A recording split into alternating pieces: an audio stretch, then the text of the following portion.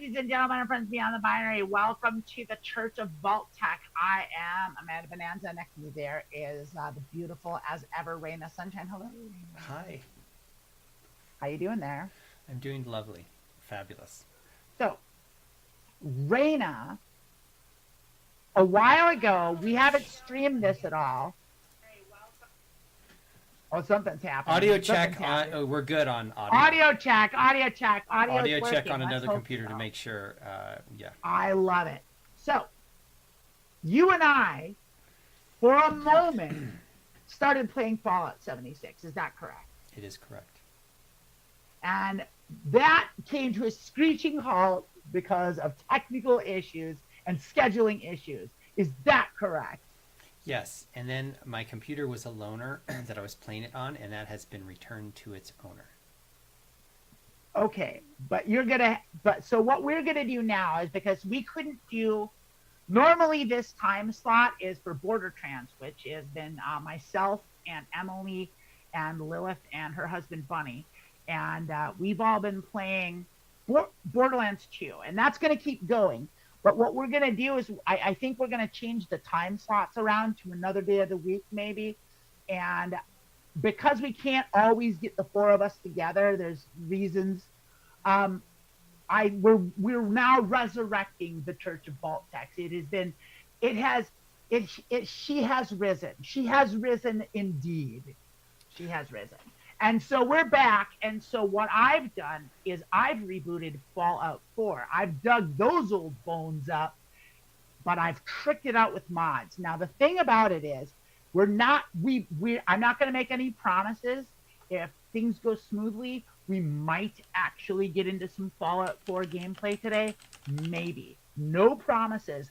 But what we are going to do today is I'm actually going to go over all of the mods that I have. I'm going to explain what each of them do. And I've got like 170 of them. So it's going to take a minute.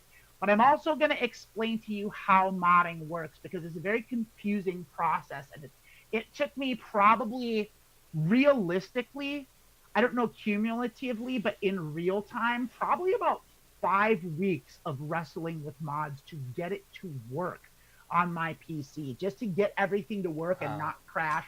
And I had to reboot and reinstall. It's this big ordeal, and I want to save you that trouble so you can mod. Now, modding is 100% free. I didn't pay any money for any of these mods. All I did was pay for the Fallout 4 game on Steam, which was like, I got like the Game of the Year edition.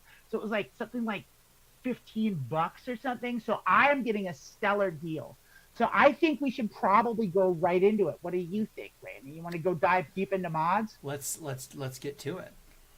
Okay, go ahead and switch to my shared screen here. I'm going to bring up this here. So this is where I think I recommend everyone starts.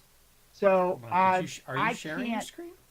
No, I don't know what I'm doing. I need to share my screen. So I made a mistake. I'm going to have to share my screen. It's going to be this one. So there are no mistakes at the Church of Vault-Tec. We don't make mistakes. So I am technically sharing my screen here, which is, I don't know if it's working or if it's just, don't do it. Yeah, because there we go. That's that's okay. That's hilarious. What I need to do is get this up, because I have, I need to bust out. Yeah, we're so good at tech here at the Transverse. We are the best. It's amazing. We are the best. So I'm gonna go to our website here. You should have Google Chrome. Do you have Google Chrome up there? I see it. Yes. Okay, I am gonna just change something here because I need to see us. I can't live with just us, with just Google Chrome on my screen. If I don't see us, I'm gonna be so sad. I hit a wrong button. I did wrong dumb things. I launched OBS. Everything's a mess. Everything's a mess. Okay, here we go. I got it, sort of. I got Google. We are going to start at a website called The Midnight Ride. And as you can see, my cookies brought it up there. The Midnight Ride. Wow. TheMidnightRide.modlinked.com. That is a website dedicated to Fallout 4 and Skyrim modding. So this is it. So here it is. It's called The Midnight Ride. It's got this little dog in the corner for some fucking reason. I don't know why it's called that. So here's the games that you can mod. You can have Tale of Two Wastelands, which is, I think, what we're doing. There's Fallout New Vegas and Skyrim SE are the games that they have mod guides for. So this is a full modding guide. And this is a great place to start for someone who's never modded before. Or if you are an experienced modder, it's also a really good place to start because it's just got you covered. Like it's a place like modding and like Rayna, you're a dev. You understand that like tech dev work gets real confusing. Like it's hard to keep track of what you've done already, and like the tech gets so maybe you don't have that problem like I had that problem when I worked in tech. No, Am I talking nonsense? No, not at all. It's really complicated. I think it's really important that you have patience and are willing to troubleshoot and figure things out because a lot of times the directions don't work quite right. Yeah, Things exactly. change And all the so, time. so what I've got going here is this guide helps you out. So we're gonna click. So this here Wabajack, that's an automated mod list installation. We're not gonna do that. Just that's a thing you can do. I don't recommend it. I recommend doing modding manually because you don't want to do exactly what they do. So I'm going to go to the full guide manual step-by-step setup. So we're going to click right on that, and that's going to take us here. And it's going to take us to the introduction. I won't go over everything in here, but you should actually familiarize yourself with this and read it. And what I actually do recommend you do, and what I did along with it, is I had this page open on one screen, and on my other screen, I had Gemini or Chat or your AI of choice. And I did it with AI and cross-checked my work against AI just for troubleshooting purposes and just to keep track of stuff because it gets really confusing. And AI does what AI does. It's not always right, but it's right more than I would be without it. Is kind of the way you have to treat it. So you have to make it check its work. You have to double check it. You have to make sure it knows what, like, be like, are you sure? And it'll be like, I was wrong. Or it's like, no, I'm sure. And then it's like, okay, good. Like, it's kind of what you got to do. But anyway, so this is going to let you go. And if you look at these here, this is really what we're going to do. So we're looking at home, introduction, setup, mod organizer 2. We're going to get to that. Utilities, bug fixes, base finish, user interface, tweaks, gameplay, content, visuals, extended finish. And then this is all a bunch of like other stuff. Mods to avoid. This is like facts, all that stuff. Tools to avoid, mods to avoid. We're going to disregard most of that. We're going to work about here, but these are the most important ones, are the bug fixes and the utilities. We're going to go right to the setup here. And so this is the first thing you do actually have to do is you have to install VC++,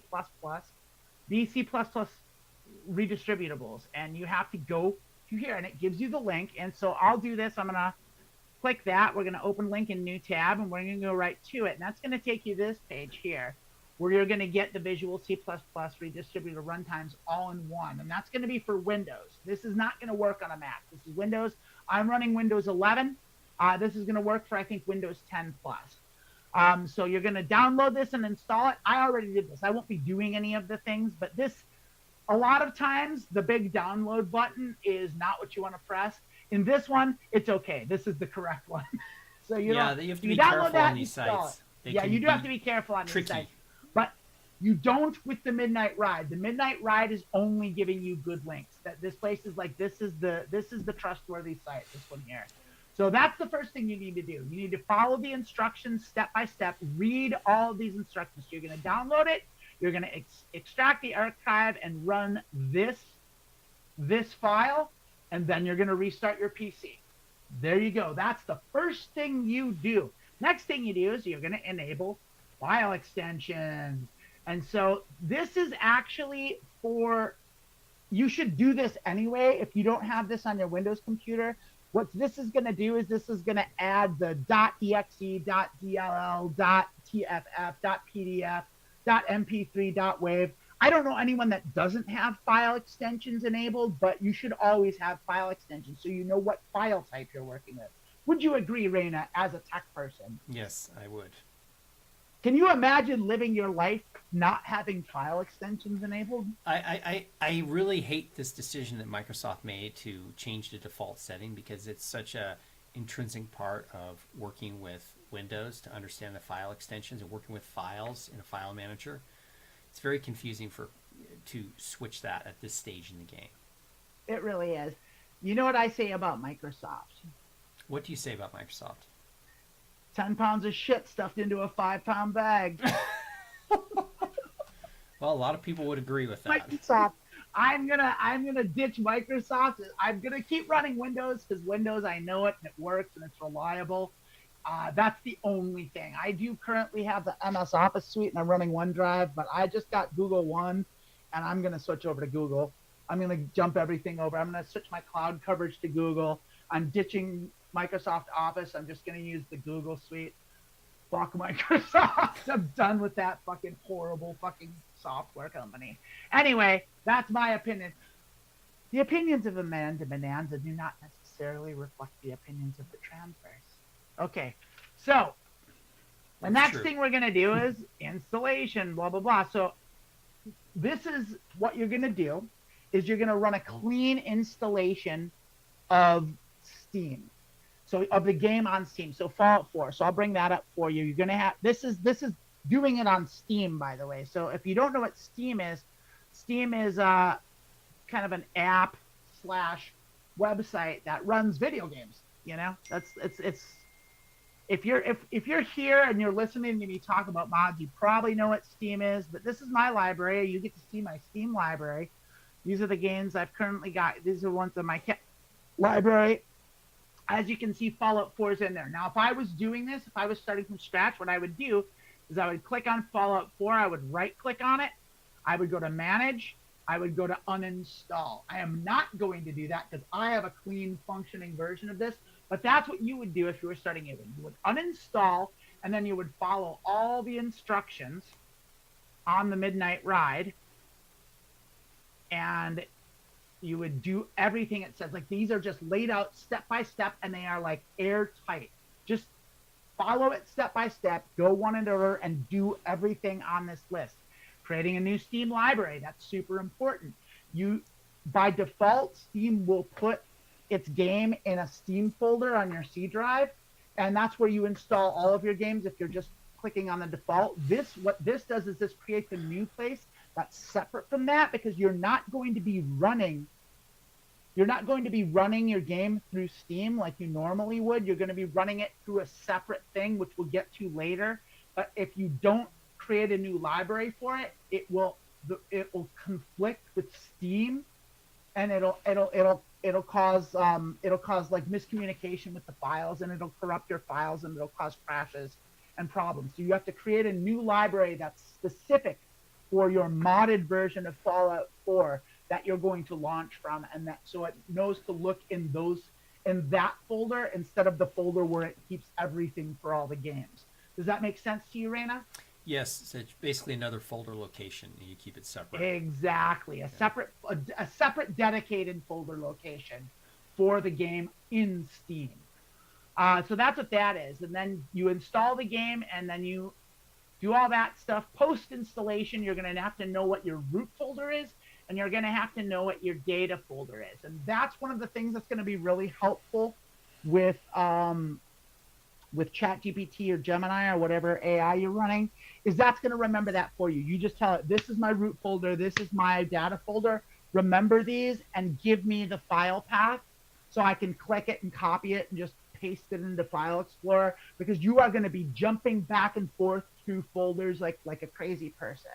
So make sure you know what your root and your data folders in, because those are the ones you're going to be going back and forth in, and it's really important to keep track of them and not mix them up. Like, you don't want to put stuff in the data folder that's supposed to go in the root folder, and vice versa. Rayna, would you agree? I would agree.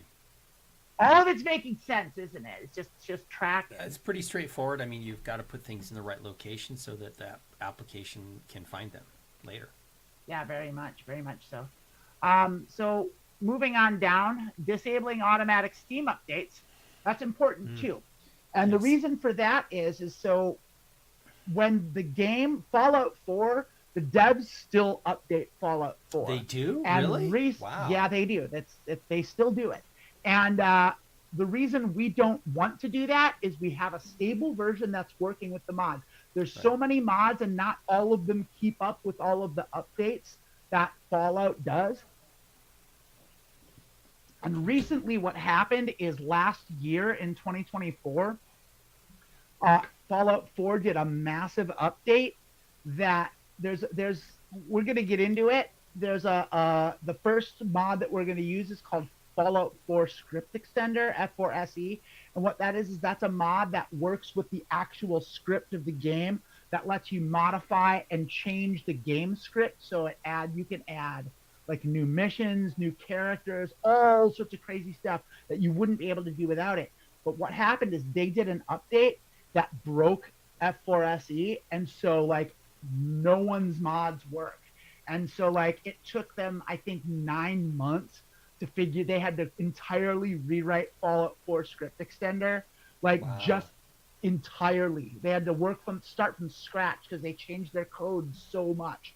So that's why we don't update, because it's working and it's fine and the game plays and we don't need updates. So we're going to avoid updates. So doing this stops Steam from automatically updating Fallout 4 when you load Fallout 4. And you are going to need to have Steam open because there's it does like a license check in Steam, which it didn't used to do, but now it does. So anyway, that's that. The next thing you're going to be doing is you're going to generate fresh ini files, which are they're files that I'm not exactly even sure what they are. Do you know what ini files are, Rayna? Yeah, an ini file is like an initialization file. It's like a configuration file. Yeah, initialization file. That makes the game work. It makes it start up, right? Right. Okay, so one of the things that I use, a tool that I use, is this tool here. I think it's called VSC. I'll show you it here. It's called Visual Studio Code, and this is a little thing. This is what I run. This creates YAML files, and you could use Notepad for script, but I wouldn't recommend Notepad. I wouldn't either. It's a mess. I would use something like this, or right? Notepad++, but not Notepad. Notepad++ is fine. Yeah. Yeah. Notepad++ is essentially exactly this, but I think VSC is probably pretty solid. It is a very solid program. It's widely used in industry too at this point. Yeah, and this will help you. This is just you'll get used to it. It's real intuitive the way it works. It's real easy to organize, and it's also AI reads these well. AI struggles with these actually. It says it's good at reading them, but it actually fucks up a lot. But anyway, I use them. As you can see, what I've got here. This is what I use. This is an aside. This is what I use for when I mod my cars in Forza. And so these are what upgrades I put in, and then I give that to ChatGPT, and it helps me tune. And that's a whole separate thing I'm going to do. I'm going to start an entire YouTube channel on Forza tuning. So stay tuned for that. But for now, that's, this is just to get you introduced to Visual Studio Code. So do you know what YAML stands for?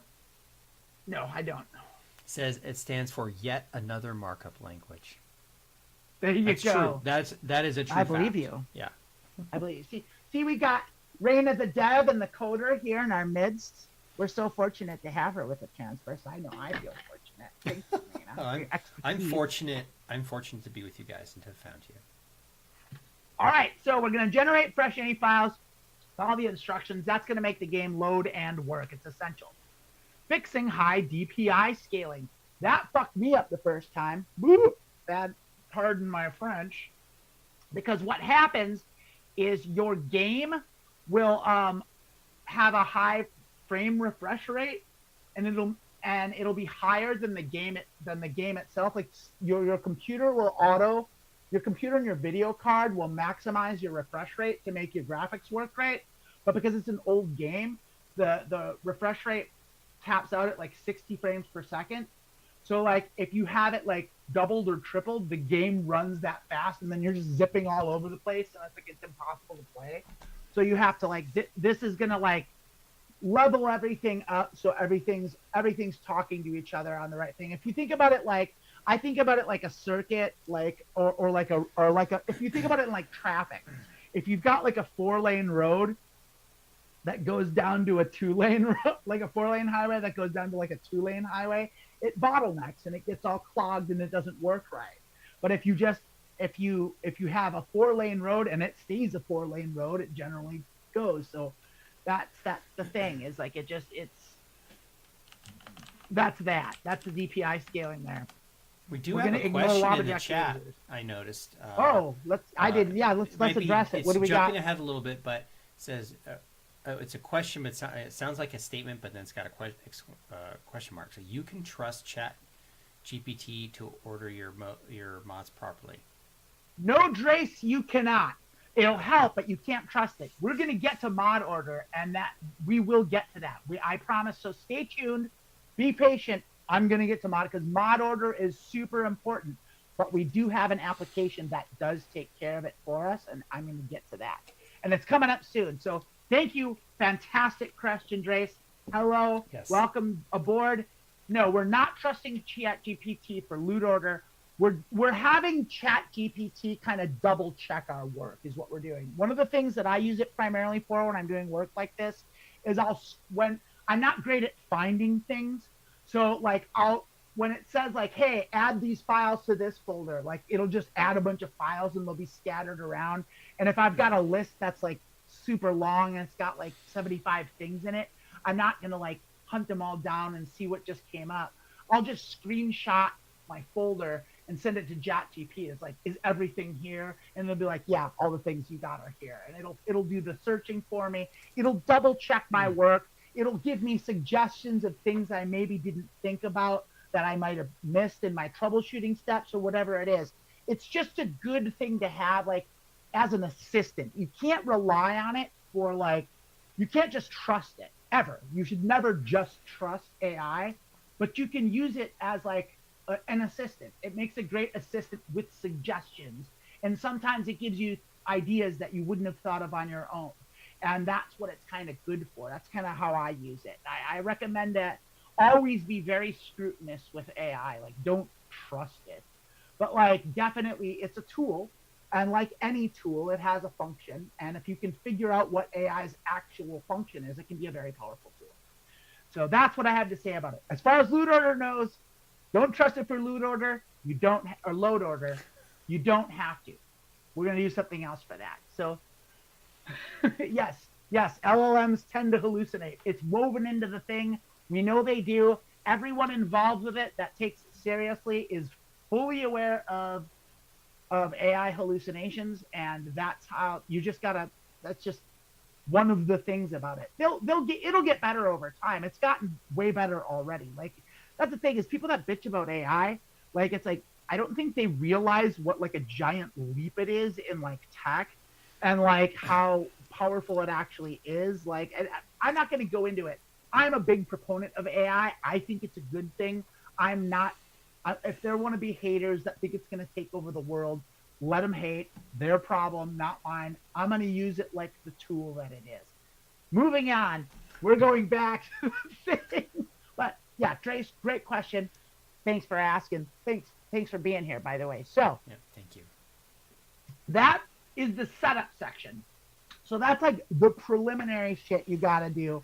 We're talking about a clean install, making a folder, this is before anything even happens. Then we can start with, now it says here, we're going to go to the right here, we're going to go to Mod Organizer 2. This is the thing we're talking about. So Mod Organizer 2 is a mod organizer. There's several on the market. This is the one that the Midnight Ride recommends. I don't use this one. I use this one. This is Vortex. And I recommend, this is a free program you can get, free application. You can just go to the vortex.com and download it and install it.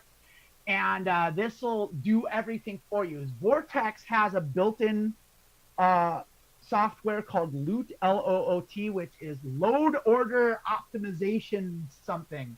And Loot is the thing that arranges your load order.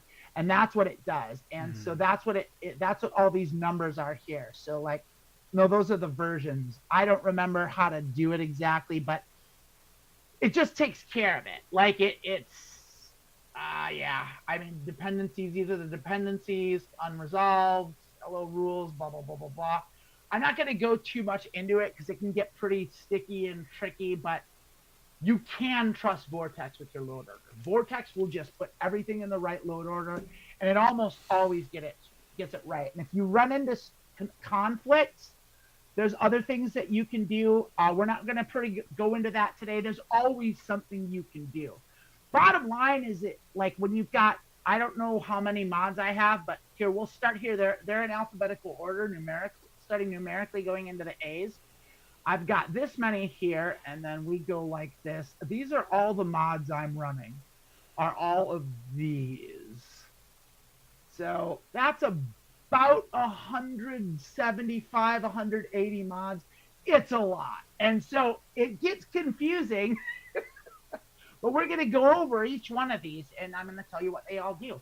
But we're going back. So Vortex is what I recommend. And Vortex works with a website, which we're going to get to that too. And this is just telling you about Mod Organizer too. So we're going to skip over Vortex, here to utility. I'm sorry, Dre's had a question. Does Vortex, is it Fallout specific, or does it work with other games? Vortex is for any game on great. Any platform. No. You can use it for any Steam game, any Epic games, anything that works with Vortex. And it's just a mod manager for any system, as far as I know. Like, I'll show you. Here, let's go to Vortex. I'll show you what it is. So, like, they have a section here where it says games. Now, these are my games that I have. I have Fallout 4. These are unmanaged games. All of these. Look at, it's got 441 games that you can mod in here. Wow. All community mods. Assassin's Creed, Avowed, Battle Brothers, Bioshock Infinite, Chained Echoes, content warning if that's a game, Coral Island, Dead Rising. I mean, look at all this. Fallout 76. That's so much. Oh, really? Like, holy shit, you can do Fallout 76. Fallout 4 VR. Fuck yeah. Final Fantasy 7, the reboot, Hades, like all this stuff. Like, if it's out there, Vortex can handle it. Vortex is fantastic, and it's all free, and it's all freeware and shareware. It's wonderful. The modding community is like outrageously cool. And so take advantage of it while you can before they start banning the internet in the coming years. So going back to the Midnight Ride here, get Vortex, download Vortex. We're going to skip this and we're going to utilities here. So these are all manual downloads. And so not through Mod Organizer 2 with this. So Fallout 4 script extender is the thing I told you about. That's the first mod you're going to download. And a lot of mods have prerequisites. Like they'll be like, this mod, you have to have these other mods in order for it to work. We'll get to that in a little bit. So Fallout 4 script extender, we're going to do the open link in new tab. That's going to take you here. And this actually takes you to the other site that I wanted to tell you about. This is a site called Nexus, and this is where I get all of my mods. And this is a mod hub, and it's online, and you can be a member. It's free. It doesn't cost you anything. You can pay for a subscription. Now, the way that they make their money is they have these ads in the corners, you can see. And if you don't have the subscription, you have to click slow download, which makes you wait 5 seconds before it starts downloading. And then it throttles your downloading to about 3 megabytes a second, which like it can be pretty slow if you're doing 200 mods. And like if I were to reinstall this again, I would actually pay for the upgrade so I can fast download and get this working for me. But I did it all for free, which is why it took me 5 weeks, quite frankly, because the downloads take a long time when you got the slow download. But this will get you here. So this takes us to that specific thing. But if we just go to Fallout 4, there's all the mods. Here's one. Here's a gun mod you can get. This is the BTAW Brotherhood of Steel. Look, it's titty armor. Looks like that. You can get some titty armor for your character or for your NPCs. Here's story mods. These change the missions and the gameplay, add stories.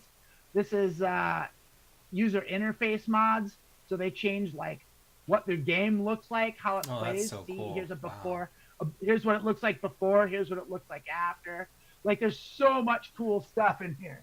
Like it's endless, the stuff that's in here. And so Yeah, like and here's all the games. Like, oh, those are my games, but it can be. It's this is the same thing. Every game, and the beautiful thing about this is we'll go back to where we were with Fallout 4. Is you see this Vortex button? That lets you, if you press that button, it downloads it straight to Vortex. Vortex downloads it, installs it, enables it, and puts it in the right place automatically and fast. And that's it. Now for Fallout 4 script extender, we don't want to use Vortex. We want to do that manually because this one's so important. We don't want Vortex to manage it. We want to have that just in general. And so you go to the manual thing, and that's going to take you down to here. We don't want to do the slow download actually. So I'm going to actually go back, and we're just going to go down to here. We're going to click on files, and it's going to not the download it. Files. There it is. And so we're going to take this, and we don't want the mod manager download. That's going to download it to Vortex. We want to avoid that. So we do manual download here, and we go there, and it's going to do this again. But what it's ultimately going to give you, I'll just show it to you, is it's going to, let me get that for you. I'll show you my file thing where I have it. Give me a second. So I've got it in here. Here you go. So it's going to give you this. It's going to give you the zip file of Fallout 4 script extender f4se.z, and this is what's in it. Now close. And these are the things. And so all this stuff, you're going to take it out of, you're going to extract these to wherever you do.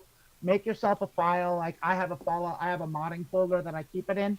I actually keep it right in my downloads drive. It's right here. Fallout 4 script extender NG, that's next generation, which is the version of Fallout 4 that we're running. That's what I call it. And so I just keep all these in here, and you take them in here. And then what I'm going to do, what I would do if I have done this already, is I'm going to take them from here. I'm going to copy this. I'm going to click copy here. I'm going to copy everything. I'm going to paste them to my root folder. And that's going to make F4SE override everything. Now, one of the things that it does is this one here, F4SE loader exe, that's how you're going to actually run the game. And so what I do is I take that, I create a shortcut, and I put it right on my desktop. That's this right here, F4SE launcher. You never launch it from Steam. Launching it from Steam will bypass the script extender. It'll make your mods not work. And then it'll also auto update. That's how you update Fallout 4, is if you launch it from Steam, it'll update it. So you don't want to ever launch from Steam. You want to always launch from the F4SE launcher. And that's why you do that. And that's why you keep it separate and don't let Vortex manage it. Okay. That's an important Making tip. sense? Yeah, so that means that... This is the hard part. Yeah, it gets easier after this. But this is the confusing deep tech stuff. Yeah. So let's go back in. We don't need this anymore, but we do need Vortex, don't we? And so, no, we need the Midnight Ride. That's where we're at. So let's go back there. I think we were here, and we're at the Midnight Ride. So we don't need the C++ thing. So that's Fallout 4 script extender. We get that in there. It walks you through how to do it. It's great. We're not going to worry about MO2. Vortex just does it. You don't have to worry about it. So don't worry about MO2. If you want to use MO2, it's a different mod manager than Vortex. It's fine. I've heard good things about it. Some people like it better. I have zero problems with Vortex. It's never let me down. I love it. I think it's great. Your life is your own. Be free. Next thing it's going to be, here's the next utility, is XSE plugin preloader. So this allows preloading F4SE plugins before the game initializes, which is super important, obviously. Now, these are the kind of mods you're not going to think to put in because you don't know about them. These are the things only like tech dorks know, and that's why the Midnight Ride is so important. This is going to set you up with all these tools and utilities that are mods that you wouldn't know to use. You'd just be like, well, whatever, I'll just get my mods. You know, why don't they work? Blah, blah, blah. This is why they don't work, because it's crazy. It's scripting shit. They're rewriting code. So we're up and link a new tab, and look at that. It's our good friend, Nexus. So we're here at nexusmods.com, and it's right there. You just click slow download, and it's going to go right into Vortex, and that's it. And for the rest of the game, For the rest of the load process, that's pretty much how it works. You're just going to go, and find the mods you want. You're going to find them in Nexus, and you're going to go download, and it's going to put them in Vortex, and it's going to have them in the thing. Now, it is important to kind of put them in the right order, and we're going to kind of go over that a little bit, but we're not going to go over too much. The rest of the time, we're just going to go through the Midnight Ride. I'm going to get you through that because it is important. And so that's that simple Fallout 4 downgrader you're not going to need. That's for the older version. If you have like a newer version and you don't have the newer version of F4 SE, you needed to downgrade your version of Fallout 4 so it would be compatible with the old version of F4 SE. This is defunct. You don't need it. Ignore it. Mod Organizer downloads. This is for MO2 stuff, but you are going to need this, the address library for F4 SE plugins. You're going to need the backported support system. You're going to need better console. That's not necessary. That's an optional UI thing, so user interface thing that makes it so like you have, when you're in Fallout, you can bring up the console commands, and it's basically you hit the tilde key once you're in the game, and that lets you write script commands in while you're playing the game, and it'll like drop loot, it'll drop like a character, it'll fix a bug. Like if there's a bug in the game and you can't get a mission to trigger that's supposed to trigger, you can just go into the console command and like trigger the thing. It's a necessary thing and it's useful. So that's a thing you can get, but it's not a necessary thing because the console system works kind of just fine. And I'm of the volition, I'm of the school that any mod that you do not need, you shouldn't get. You should only, like, more adding on piles of stuff just cause is like not, I don't think it's a great strategy. It adds points of failure. It adds problems. It adds, it's so many, it's just that many. It adds the things that can go wrong. Exactly. Exponentially. Absolutely. Because they all interact with each other. They potentially could. Yeah, they do. And yeah, there's more ways for it to crash. So Drace has another question. I want to address it here. Yet another question. Any other people who join you in a multiplayer game session will be forced to download the mods, or does that host server handle the mods without connecting clients having to? That's a great question. I think if you're playing a multiplayer game, that's going to be a problem probably, and I wouldn't know. Fallout 4 is a single-player game. There's no multiplayer in Fallout 4. So I don't actually know enough to answer that question. I would imagine that certain games that run multiplayer, you can play with certain mods that other players don't have, but there's going to be certain things that require it. Now, I think probably a game that I think would be a good example would be like DayZ. If anyone's ever played DayZ, it's a survival game. It's like one of the best, most heralded survival games out there. And DayZ runs its own servers that have mods in the servers. And so the servers have a collection of mods that you're playing on. And I don't know if you need to have those mods installed. I don't know if you might just be able to be on a server that might have the server just might take care of it. I don't actually know enough about modding and about multiplayer modding to know that for sure. So great question. I do not have the answers for you. Apologies. But for the sake of what we're doing today, Fallout 4 is a single player game. It's not relevant. So yeah. Sorry, my experience of modding older games is that if it's even possible, you have to mod each game in exactly the same way. Yeah, that's kind of how I think it would be too. It's like you're not going to be able to play with someone who doesn't have the same mods as you. Yeah. So like having something like I've got going where it's like 180, that's going to be fucking stupid. That's impossible.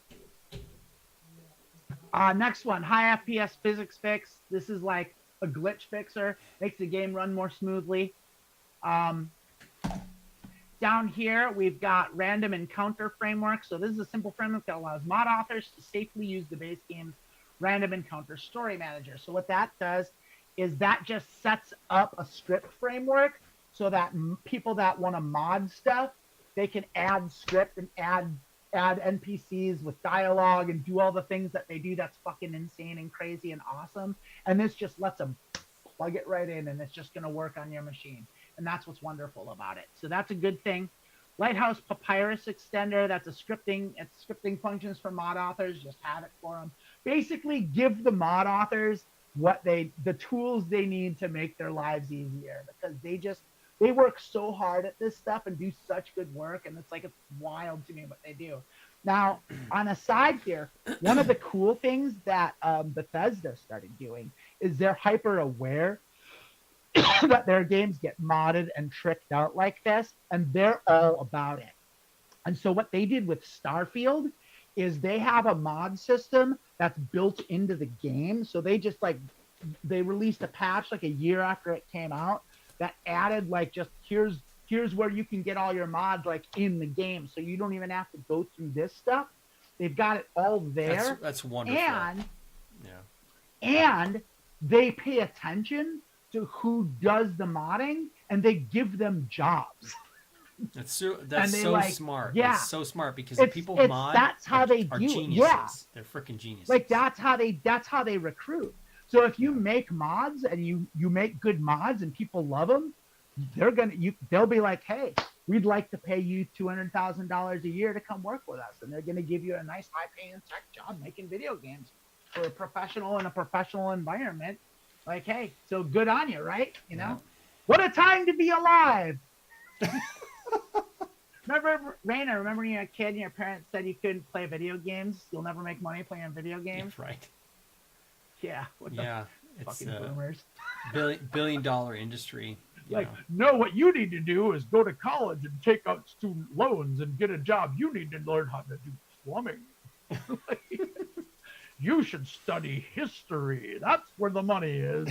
The future's in plastics. You'll never make money playing video games. Do things that I did. Buy a house with the change you found in your couch cushions. I did. It's worth $25 million now. I have 6 cars that I never drive. You don't work hard enough. Stop eating avocado toast. Oh my God, it sounds like I'm talking to my dad. All right, so that's a lot of what this is. Console autocomplete is another unnecessary thing. I didn't get it. That'll be so when you're typing in the console commands, it'll autofill, like Cookies does. If you're a dev, that's for dev stuff. If you're a mod coder and you want to do a lot of testing in there, that can be a really handy, useful tool. Make things go faster. I don't use it. I go into console commands as a last resort, because I'm a very immersive gamer. So that's that. So, and then raw input, the ultimate mouse sensitivity fix. That's for if you're playing with mouse and keyboard, which I do not. I am a dedicated controller player. I know that there's going to be people out there that scoff at that, but I don't care. Controllers are the way. I hate the mouse and keyboard. I will never do the mouse and keyboard. I will always have a controller, because I like the feel of a controller, and I know how to do it. I think the mouse and keyboard is so unimmersive. And I know you can aim better with a mouse, but that's fucking cheating, because you'll see how I fucking target. I don't need a fucking mouse. I'll fucking hit a goddamn thing at 800 yards, because I'm fucking badass. I don't need a fucking mouse to go exactly at the thing. You're good at the game. A shot. Yeah. I hit my targets with a controller because I'm good. Genetics! Oh, God, I just spit all over my computer screen. I'm so cool. Okay, so these are our utilities. Let's move on to bug fixes. We'll get through Midnight Ride here. And we'll get through all the utilities here, and then we'll take a break at the top of the hour, and then we'll come back and we'll get into the actual fun mods and explain what they all do. So next is going to be bug fixes. So this is something that you don't need to do if you're not using MO2. Unofficial Fallout 4 patch is, it just fixes, as it says, it fixes thousands of bugs with both the base game and DLC. So absolutely essential. This is one of the things this is one of those mods that is so ubiquitous in the modding community that guy got a job. Wow. That's great. That's the thing. Ownership fixes incorrect or missing ownership data assigned to junk and containers. So it's like a bug fix. So in the game in Fallout, if you haven't played, it's like a scavenging game, and so you'll find stuff in the containers, and you'll pick it up, and they all have like little tags on them to organize them in your what's called your pit boy and your boxes and your workshops, and they'll be mislabeled or something, or they'll be dumb. It's a dumb labeling. This thing fixes all that. Community Fixes Merged is a collection of fixes made by the community over the years with open permission. So this is just like the wisdom of the cloud is what you got here. And that's like all the people that did bug fixes here and there. They've all like donated to this specific place. And this is just a hub for all the random little glitch fixes that people say, like, this jump doesn't work right in this little spot, or like, this corpse doesn't drag the right way in this particular this patch of the map. And it's like they fix all that stuff. They do these little tiny bug fixes, and this is just all of that all in one place. It's wonderful. Then the Midnight Ride Glitch Finder all-in-one is another collection of fixes that were done by the Midnight Ride. So we like that. So we have that. Then weapon mod fixes. So in Fallout 4, one of the features of the game is you get weapons, and then you go to a workbench and you can upgrade your weapons by adding different stocks, different barrels, different scopes, different bullets, different mechanisms on your guns and whatnot. And sometimes they're glitchy and they have bugs, and this is just fixes those bugs, fixes a number of bugs in weapon mods. Fallout 4 next gen with PDB support fixes engine bugs and adds a crash logger, and that's super important because if you have this and your game does crash, you can punch up the crash logger in Fallout 4, and it'll give you an error code of what caused the crash, and that you take that and you run that into ChatGPT, and ChatGPT will look at that and know exactly what that is and exactly how to fix it, and it'll be like that. Rayna, we lost your mic. I can't hear you. No, I got it. There was some background noise. I temporarily muted my mic and forgot to mute. But yeah, the fact that it can. Oh, I was just saying it's amazing that ChatGPT can interpret the debugging file. That is so useful. Oh, that's what it's good for. That's one of the things I like ChatGPT for the most, is that what GPT is really, or any AI is really good at doing is troubleshooting computer stuff, because it's a computer. It knows code really well. Go and figure, right?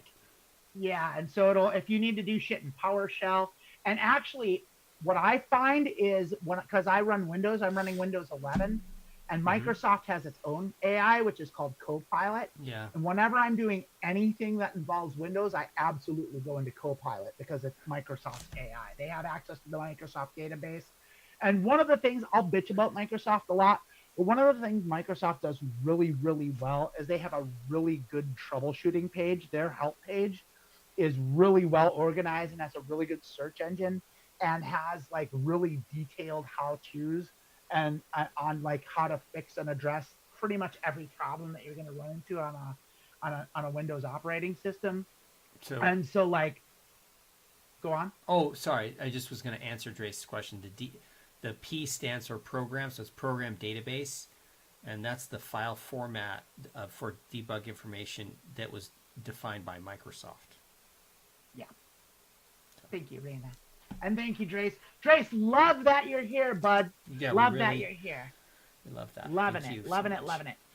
Mentats. So it's funny, just so you know, Buff Out is it's a drug you can take in the Fallout series that makes you, it's like steroids. And so that's funny. They did that. They called it Buff Out. It's like it's making you. They call them chems in the game. They're not drugs. They're chems. So then there's Mentats, which is another chem that you can take that makes you smarter. Oh, that's like a total Dune reference. It's the Limitless pill.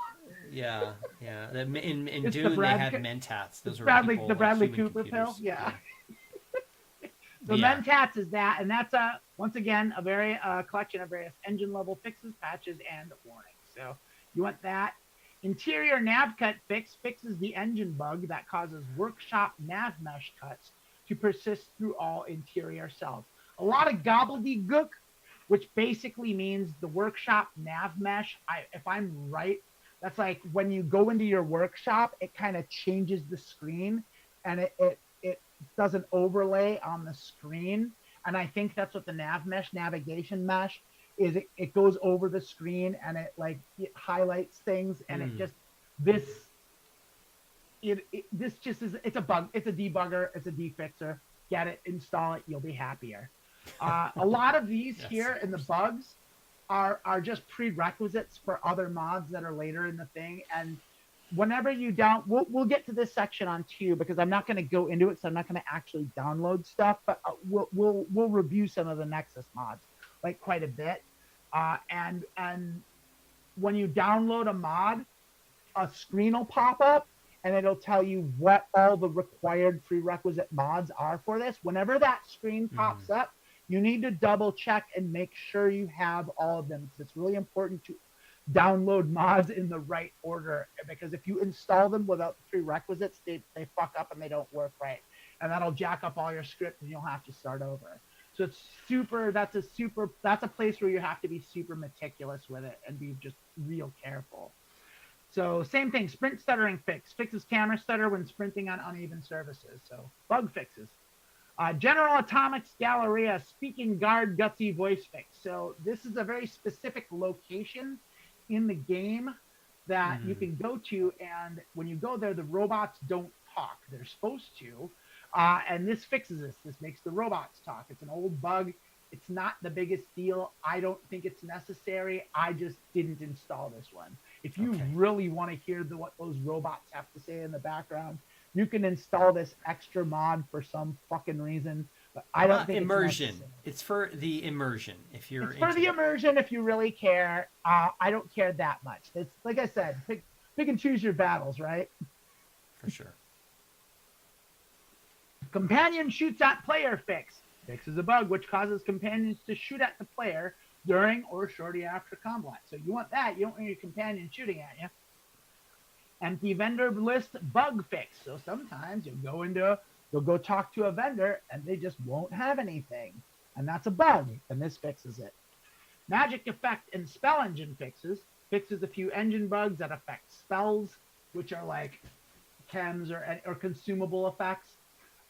Inventory and item enhancements and perks on NPCs. And I think that works I think that crosses over into like Skyrim for actual spells. Like, I'm not 100% on that. I think spells is some sort of coding thing for like effects that you use if you take potions or chems or something like that. Not sure. Not 100%. I'm not a coder. But install it. you want that one. Follower AI approach reaction fix. So fixes an oversight in the follower pathing AI that makes them instantly turn away or walk away when approached by the player, which does suck. I have noticed that when I played Fallout 4, you have your companion that kind of follows you around, and every time you turn towards them to go talk to them, they just start walking away from you, and it's just like, what the fuck? This fixes that little thing. Armor penetration bug fix prevents incorrect stat overwriting when unequipping or changing weapons. So like, the game has an armor feature and you're wearing armor, and the NPCs have armor also. Not all of them, some of them. And the armor changes what's called the damage threshold. So like it works on a hit point system. So let's say you have 100 hit points, right? Your enemy had 100 hit points, and your gun does 50 hit points of damage, but they have armor on that gives them a damage threshold of 30. Well, the first 30 damage that your gun does is going to be completely taken away by that damage threshold, the DT. So what this does is when you shoot at something and you hit the armor, it's going to hit the damage threshold of that armor. But if you miss the armor, it's going to not hit the thing. So this makes it so the damage threshold and per gun interacts with the guns that you have equipped and whatnot. So it's a nice important fix. Reload fix. Fixes some reloading issues. Well, there you go. We all want that, right? Yes. Weapon behavior. Yeah. Weapon behavior, iron sights movement, direction lock fixes, and tweaks third person. This one I didn't put in. This one conflicted with some of my mods. Okay. And I don't play in third person. In Fallout 4, you have the option to toggle between your first person view, which is your normal shooter view, where you just see your hands, and third person, where it's like over the shoulder, your character's on the screen, a little offset, and like that your crosshairs and reticle are in the middle. And you can play that way. I don't like playing that way. Like I say, I'm an immersive player. I'm in first person. I'm doing everything first person, so it's irrelevant for me, and it's an extra thing, and it conflicted with some other mods that I like that aren't in the Midnight Ride, so I took this out. Same thing with the Malay sneak locomotion animation thing. I don't care. Like, it's an immersive thing, yeah, but I don't care that much. The Malay animation isn't very good anyway, and and that's a third person thing. You don't see the Malay sneak animation when. Well, no, you do, because if you kill someone, anyway. I don't use Malay a lot, and I definitely don't use sneak Malay. I use silence weapons. I'm more of a pistol. I'm a ballistics range person. I'm not a like get up close and get in there kind of player. You'll see when you see me play how I play. I'm very cautious. Wetness shader fixes the exaggerated shine of specific objects while it's raining. So that's a thing that definitely you notice, and that's not a necessary mod, but it's a quality of life improvement. So like in the base game of the vanilla base game of Fallout 4, it'll rain. It has different kinds of weather, and when it rains, everything's ridiculously shiny. It's really bad art design, and it really just makes everything look kind of stupid. And this fixes it, so it doesn't look all ridiculous. Fixed gobo effects fixes artifacts, pixelation, and color banding in textures that are useful for special light effects. So you toggle your flashlight on and off, and you turn on a light in the building, and a light flickers somewhere. This fixes weird art that didn't exactly work out the way it should have. This just kind of subtly improves the overall look and feel of the game, adding immersion and realism. Flutter flicker fixer for foliage, that's a fun one to say. And that is, so there is another thing in the base vanilla game that like the leaves on the trees would just kind of flicker in and out like in certain things, and this just fixes that.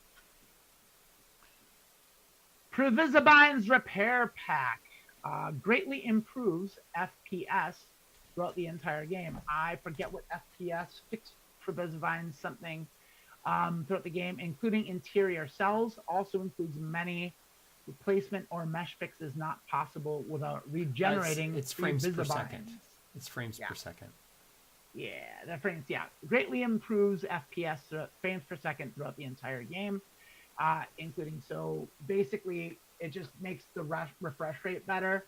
But you have to be careful with that one because, like I said, you don't want your refresh rate to go over the 60 FPS limit.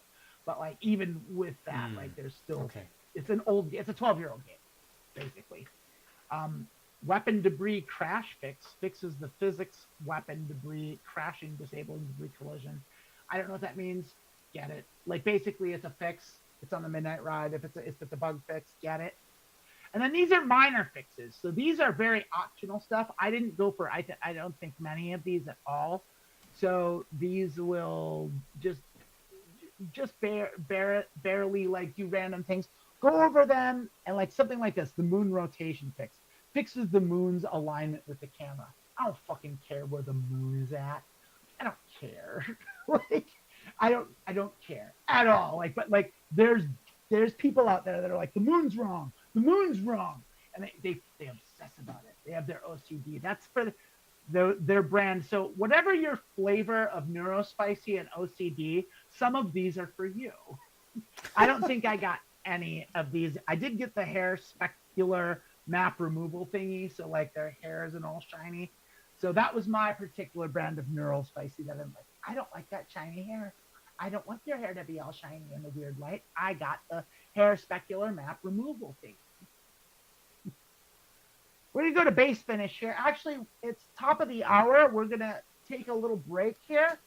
And like a little 5 minutes, maybe 3 minutes. Rayna and I are going to just chill out for a minute. We're going to come right back. I don't know. Do we have a break screen, Rayna? We don't. All right. We're going to give you the schedule. Yeah, So a you slight can see oversight. what the Transverse schedule is. We didn't make a break screen, so we'll be back in a few minutes. Thanks.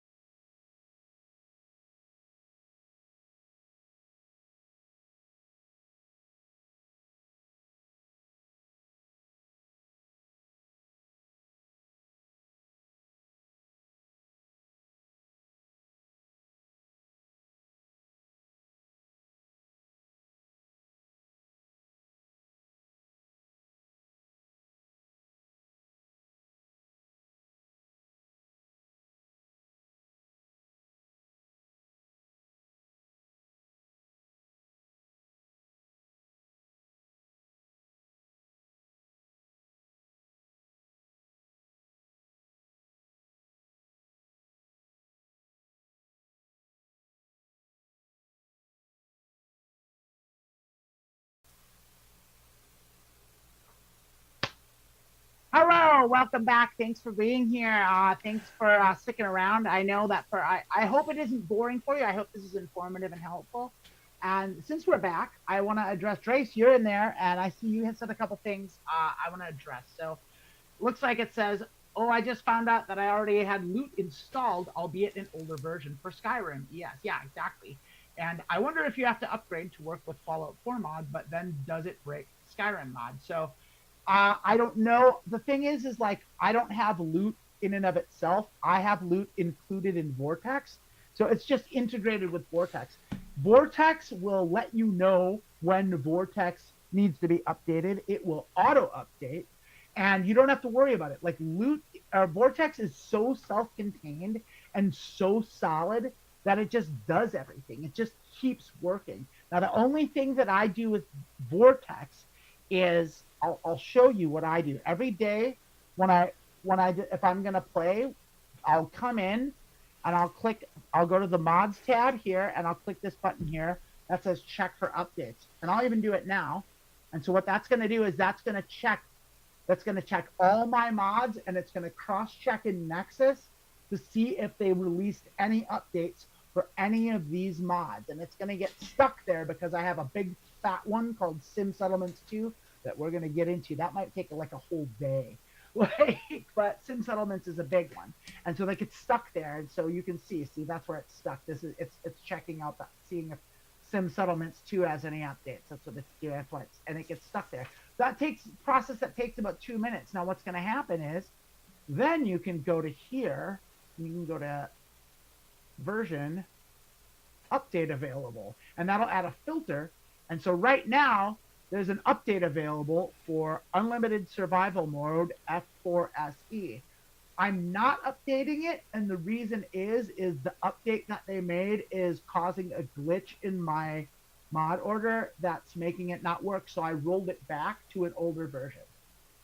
So that's one of the things you just gotta kind of pay attention to. It was giving me an error message. It was still kind of working, but I was getting a persistent error message, and I don't like error messages. I don't want my check engine light to come on, so I rolled it back to a version that worked. So that's what that does. I suggest actually doing this on the regular. You don't want to play with outdated mods. You're like to crash. So just keep your mods updated, and that's it. So when you are playing, you are going to have both Vortex and Steam running in the background. You have to have those going for this to work. That might be a thing. Oh, I didn't get my water. I'll be right back. I forgot my water. So yeah, I need to get Fallout 4 installed and go through this because it looks really cool. Amanda and I started playing Fallout 76, and we're looking at doing that again, continuing that. Just need to figure out the time. Yeah, well, I'm on a laptop now, so overclocking that's pretty tricky. That would take more knowledge than I have. I'm also running a laptop, and it's a mid-tier gaming laptop. It's about 3 years old now. It's still adequate, but it's already showing its age. Like it struggles with Forza, and like I'm gonna have like any games that are coming out this year or next year, it's gonna have a real problem with because they just everything next gen. So like it's gonna be like, oh, my video card's gonna, my GPU's gonna struggle. My GPU gonna struggle. It's gonna be a struggle. Where are we at? I'm gonna clear up this filter. Clear all filters. Where is it? And I don't know how to do X. Yeah, there it is. Anyway, I'm not sure where we were. We're talking about Vortex. Vortex is awesome. We're gonna go back to the documentation. You know, they were stepping through the instructions. Yeah, the minute ride. Yep. Okay.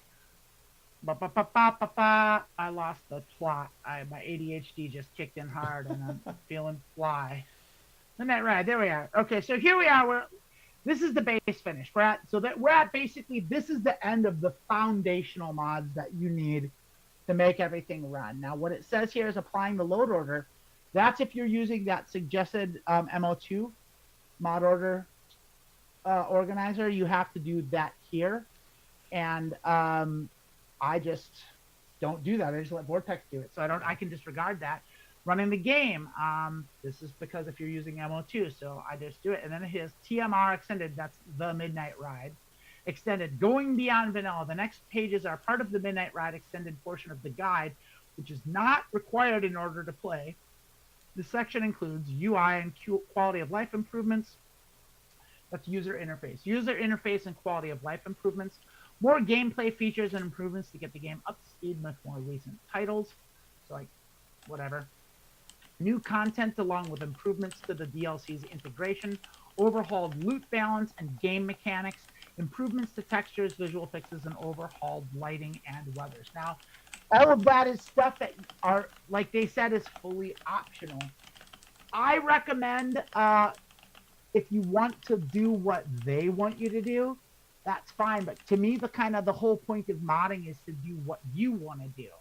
And so I like to get the game running in the way that I like to run it. So, right, a lot of the things you can do is, because if you just go in searching for mods in Nexus, which is, we're going to go to here. We'll go to Nexus here, and we're going to go to the thing. So all the mods here, like all mods, like just look at this. Here's all the categories. In ammo, there's 997 mods. Animation, 661. Armor mods, there's 4,000. Audio miscellaneous, 233. 515 music. Wow. 1,300 sound effects mods. Yada, yada, yada. Body, face, and hair, 1,500 mods. Character presets, 2867. Like, there's a lot of mods to just sift through and see which one do I want. You'll never get anywhere. It's like, you know how like you watch Netflix and you spend more time looking at the movies you don't want to watch than you ever spend watching anything. And do you ever get to the point where you go through all of it and then at the end it's like you just give up? You're like, it's too late to watch a movie now. It's 2 hours and I got to go to bed. Right. And that's the thing is, like, you spend more time in the Netflix interface than you do watching anything on Netflix. Yeah, I think that's a regular thing for most people.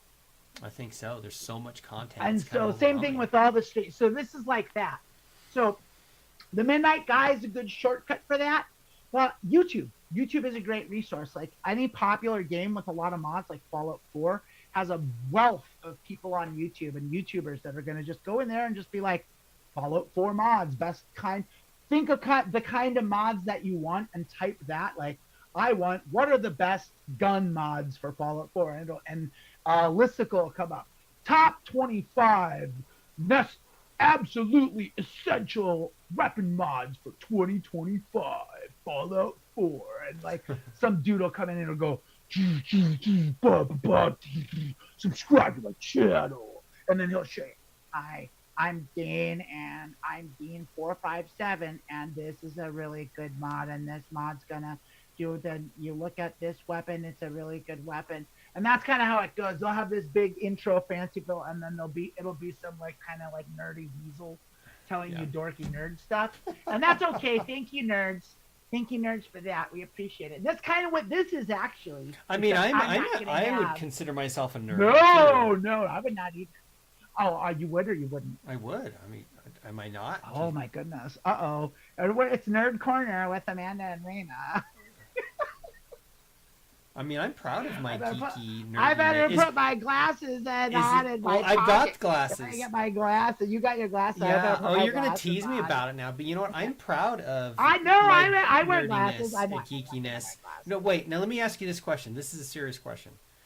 Nerd versus geek. Are they the same thing or are they different? I know the difference. I have a personal definition of the difference. A nerd is someone that is like intelligent in the way of technology and is generally a left-brain thinker.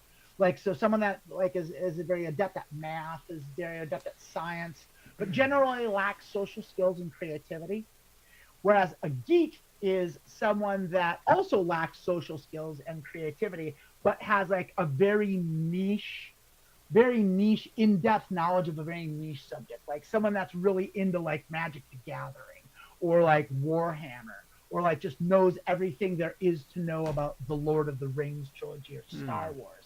Like that's the difference between a geek and a nerd. A geek is specialized, whereas a nerd is a broad left-brain thinker. I don't know what I am And then. I don't know. both can Am be I socially but inept? Do you think I am? I don't think. Okay, so I'm going to say that that's the derogatory way to use it. You can use those in an endearing way by just taking out the socially inept part. And quite frankly, like sometimes, like I know a lot of people that are not the best social people, but because of that, it makes them super, super endearing, and I love them to the depths of my heart. And I think it's great. And just because I'm an extrovert doesn't mean everyone else needs to be. I take up so much fucking space. Yeah. But anyway, let's get back to work. So we're here. So there's a lot of mods. You can watch YouTube videos. But now we're at the point where I'm done with the Midnight Ride. Now I'm going to show everyone what I've got going on. And so we're going to go in here and we're going to go through all of these fuckers. So we're going to start with a category here. And we're going to start with, we did bug fixes, I think. Let's just go take a look here. Armor penetration, all this stuff. This is all a lot of this stuff that I do have the guard voice fix. I said I didn't, and I do. All this stuff was stuff that was recommended in the Midnight Ride. So that's all my bugs fixes. We don't need to go back over those. Let's go to, I'd say next would be, let's go to user interface. Alternative activation prompts. Let's go. I'm not sure what that does. I think, let's look it up on Nexus.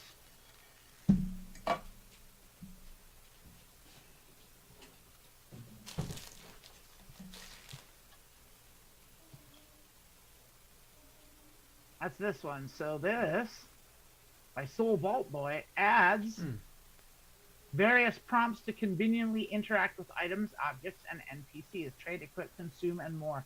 I think I added this, and I think I don't use it. I think this is probably something I'm going to ditch. So I'm not going to go too into it, but like I want to just go over here.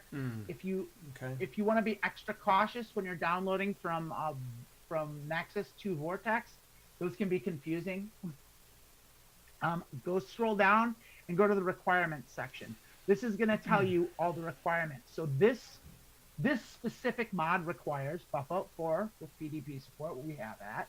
Dynamic activation key. We don't have that, so we would have to download that again. Garden of Eden Papyrus script. We have that, and Papyrus Common Library. We have those. So like this is basically a bunch of script extenders. I think dynamic activation key has something to do with stuff in the game that's like anything you can pick up and put in a container and store. Okay. I think that has something to do with that. I'm not 100%. It's like I said, I'm not a coder. So this one's not that important to me. Let's bring Vortex back up. I'm going to close the Midnight Ride. We don't need that open anymore. Let's go Vortex here. So armor penetration bug fix. That's one that I told you about. That was the one where, I want to get rid of bug fixes. That's why. The one bug fixes, I want just armor. It was, what were we doing? We were doing user interface. That's what we meant. Alternative activation prompts. That way I just show you. Better console was the thing that I told you improved the console, make the console work a little better. Console autocomplete, I guess I did have that put in. HUD framework is, that's a specific thing that's a requirement for Sim Settlements 2, which we'll get into later.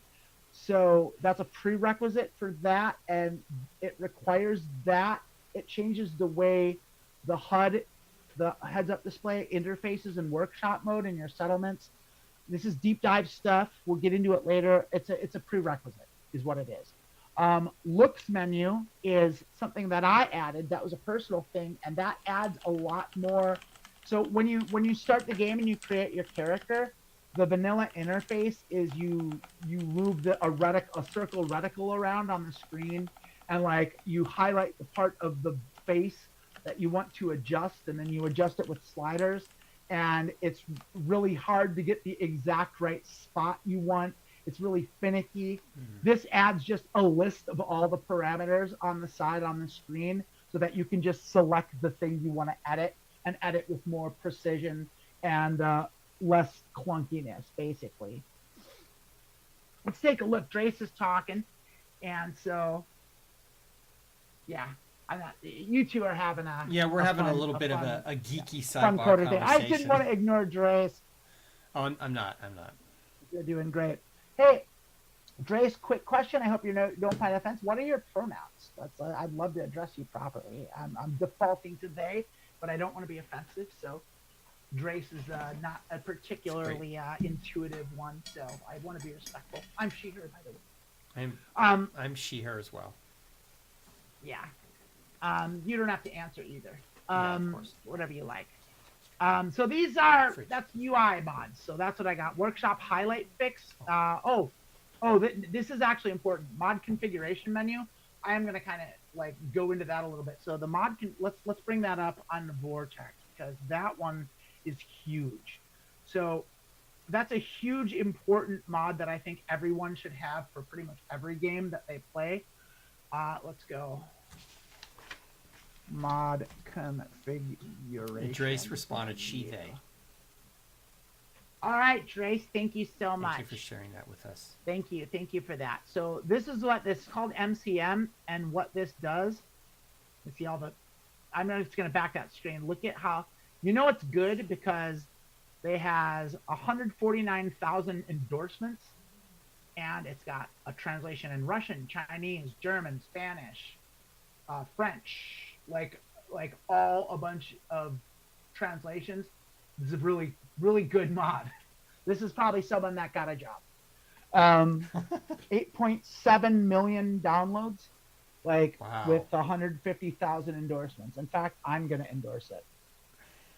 I'm gonna go here and I'm gonna endorse mods as we're doing this because that would be great to have on your resume, right? You're like, I'm gonna endorse. I'm endorsing mod MCM. I made something that was downloaded by 8.7 million people. Actually it would.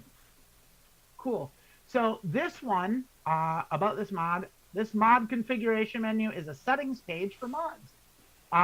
It provides a central location for mod configuration accessible via the pause menu, which is huge. So when you're in game, you can bring up the pause menu, and this will add itself into that pause menu, and you can go in here and you can adjust all the mods that have an MCM configuration. And this is what it looks like when you punch it up. It looks like this. So you'll go in here, and then those on the left here, those are all your mods. These are the specs inside of, so in the MCM demo, these are the specs and the things you can change. And that's all right there, because otherwise you generally have to go into the game and go to a workbench and craft a holotape and then insert the holotape in your Pip-Boy and do it that way, and it adds an animation. This just adds a settings page for all of your mods, and that's huge, especially if you're someone like me who wants things the way you want them. So this is an absolutely essential mod that I think everyone should have. I can't endorse it enough. All this stuff, look at all that stuff that it does. We love it, absolutely. That's MCM mod configuration menu. Let's go back to Vortex here. Workshop highlight fix is a small thing. So in Fallout 4, when you play and you're in workshop mode, you have these things called settlements where you can basically build a city. It's like all of a sudden you're playing Legos in Fallout. And I'm like, it's woven into the game, and if you're unfamiliar, you'll see it when we play. If you are familiar, you know what I'm talking about. So the workshop mode, when you select a thing, like you want to put a piece, you want to put a painting on the wall, right? What it'll do is it'll bring up like a green outline of the thing. Without the workshop highlight fix, it'll just have that thing be very opaque. With the workshop highlight fix, it'll just be an outline, so you'll be able to see what you're covering up and adjust it a little better. It's like a small minutia thing that really helps if you like doing workshop work. So I recommend it. Okay. Those are our UI mods. That's all my UI mods. Let's go to the other ones. Let's take a look here. We've got let's go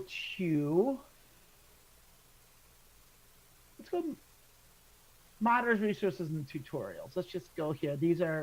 That's all bug fix stuff and stuff for modders. And so we went in, that's uninteresting. We address it. Let's go to weather and lighting. So I just have one. This is called NACX Legacy Edition. I really like this. There's a lot of different weather and lighting mods, and it'll change the way the game works. You can make it darker at night. You can do all this. This does a lot of this stuff. And so I want to kind of give you I'm going to go back to Vortex, and we're going to actually look at this. And we're going to go NAC.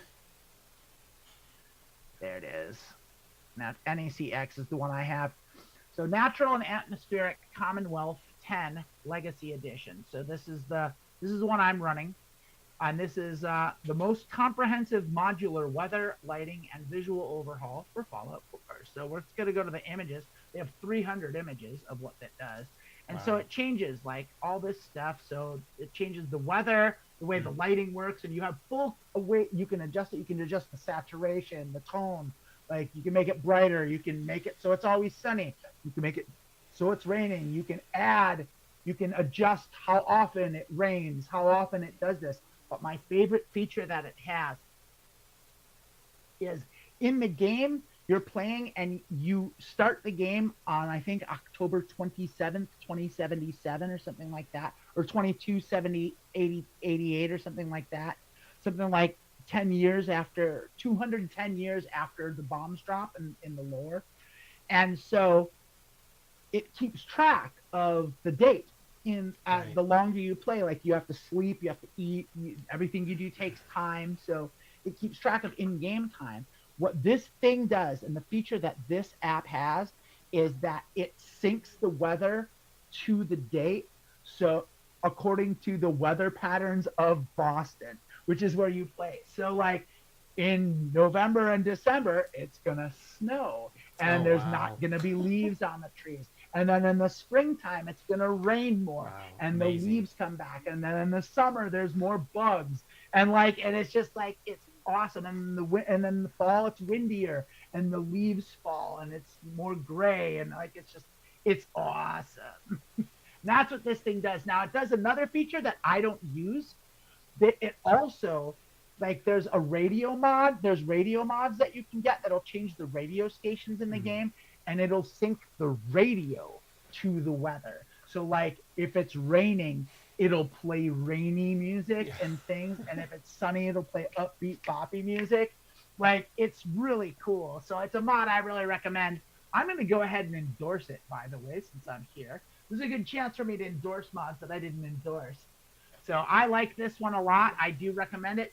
You have to be a little careful. This one can possibly conflict.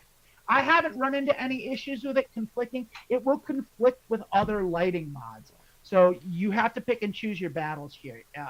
I have maybe one or two other lighting mods that I use. I think I just used one, but it did conflict with some of my flashlight and dark lighting mods. But you can adjust the night darkness in here. I like a dark night because the bombs drop. There's no civilization. I don't know if you've ever been in the woods at night outside of a city or away from camping. It's dark as fuck. You can't see. I don't want you to be able to see. It should be dark at night because it is. In the base game, it's just it's a little darker, but you can all still see everything. Nuts to that. You shouldn't be able to see at night. You have a flashlight, that's what you can see. All right, that's this one. Let's go back to Vortex here. Let's get out of the weather and lighting, and let's take a look at... let's go to utilities. Let's see what utilities says. No, we did all those already. That's boring. Let's just go down the list here. Ammo. Explosives complex.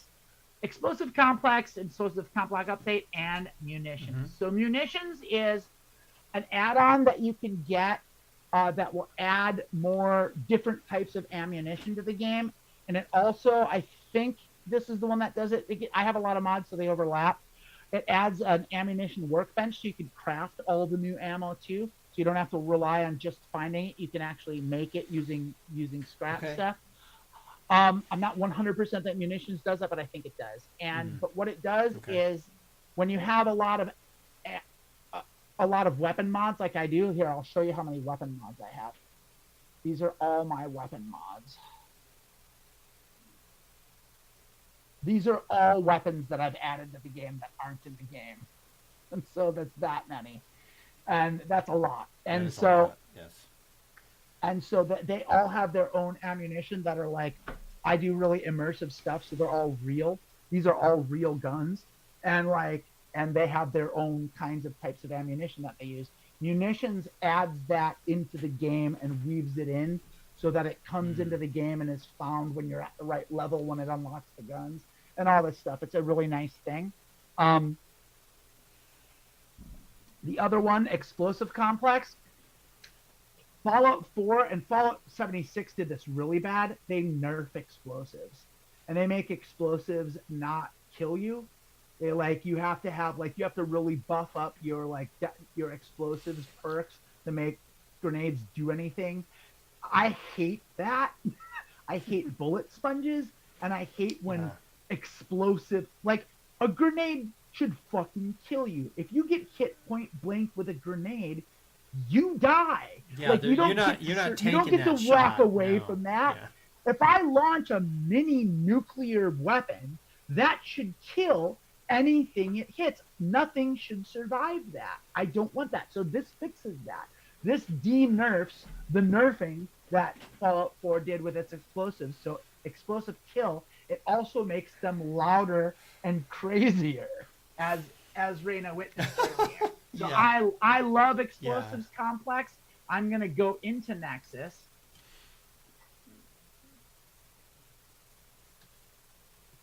And I'm going to endorse it. That's this one here. Explosives Complex, and I give you an endorsement. Look at all that. I think it adds other kinds of explosives too. Yeah, it's never mind. So that's what it does. That's the ammo stuff. Let's kill ammo. Go over here. We got animation mods. So that's just one I have. Faster workbench exit. So when you go into a workbench, you go into it. It takes a second because it does an animation. It's got to load a new thing, and so this just reduces the load time. It's great. That's just all that it does, and it's great. Let's go to armor. Eli's armor compendium is a mod that adds a bunch of extra clothing and cool stuff, so you just have more clothing and outfit options. And it also adds features so you can like line them with like bullet weave and stuff, so you can it can actually help.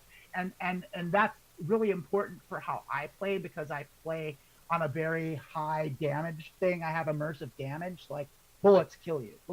A bullet kills you, like if you don't have armor on. So I need the armor to take a graze, as a graze hurts, like in this game. And so I need to be able to do that stuff. There can be only one, yes. We'll get to that. I'll show you some cool stuff. There's stuff with that too. So that's my one armor mod. Audio sound effects.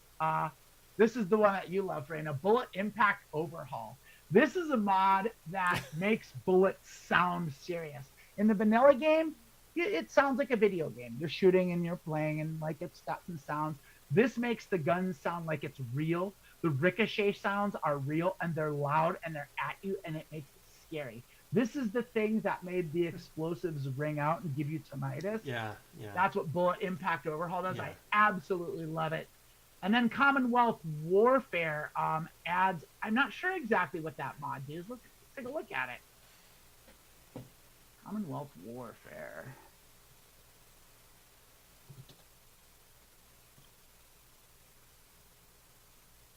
Realistic gun sounds. So it's just another one. It just adds, I think it was for explosions. I think maybe that one did the explosion things. I think the bullets was just for bullets, for ricocheting, and it makes it so bullets sound scary as opposed to bullets sponge you, where it's just just keep running at you. It definitely is with a machine gun. More intense. It was super loud. and then and then like this sharp. Yeah, It's great stuff. Crazy That's stuff. audio sound effects, just the two. Then we go to body, face, and hair. These are all aesthetic stuff. Commonwealth Cuts is more haircuts, lots more facial hair from my dudes, lots more female hairstyle from my ladies, lots more male hairstyle from my boys, and ponytail hairstyles by Aza. Just a couple extra hairstyles. I like me some hairstyles. I like aesthetics. So that's just for like to have that. It's purely aesthetic stuff. It's not essential at all. Bug fixes we do. Companions. Let's talk about companions. I have this one, and I don't. So this allows you. There's a character that you get right away. It's a dog that you meet in the right when you leave right at the beginning of the game. You run into a dog, and you can take the dog with you. It kind of becomes your first companion, and this lets you change what the dog looks like, essentially. And it lets you use different dogs from different versions of Fallout and like some artist renditions and stuff. So you can have a German Shepherd, or you can have a boxer, or like a bulldog, or like whatever, like whatever it is. You know, you can kind of change up with dog meat. Dog meat is your dog's name. That's what that does. I don't actually do that. I use that for another thing that we'll get to. That's a prerequisite for another file that I use that we'll get to later. So that was companions. Crafting equipment. So this is equipment and crafting overhaul redux. That's a prerequisite for something that's also for like sim sediment. So that was a prereq thing that lets you it just does it makes the interface work with a different mod that I use. So ECO, that was what? Crafting equipment, crafting home settlement. This is a little more. So this is in settlement. This is the other lighting mod that I use. Right, are settlement lights. In the vanilla game, when you play and you install a light, it's really dim and it lights up like a very small part, and it's like silly. It's like if you put a ceiling light on, you can still only see like a little bit directly below the ceiling light. You can't see in the corner, and it's just stupid. So this lets you like change that. So if you put a light in a room, it lights up the room. So I use that. It's an aesthetic thing. Clean My Settlement lets you scrap stuff that the vanilla game doesn't let you scrap. When you get to a settlement, it's the wasteland. So it's all dirty. There's fucking trash lying around everywhere. And you can pick stuff. But what you can't scrap is like dead animals that you kill and corpses. And so you can clean up your settlement, but then you've got these piles of leaves everywhere and these twigs laying on the ground and this pile of junk, and like you can't do anything with it. And this lets you just clean up a little better, so your settlement looks a little nicer. Then this is a cheat that I use, and I'm a little embarrassed about it. Settlement electricity overhaul. What that does, I'm gonna show you here, because I like I said, this is the one immersive thing that I don't adhere to, and I'll explain myself.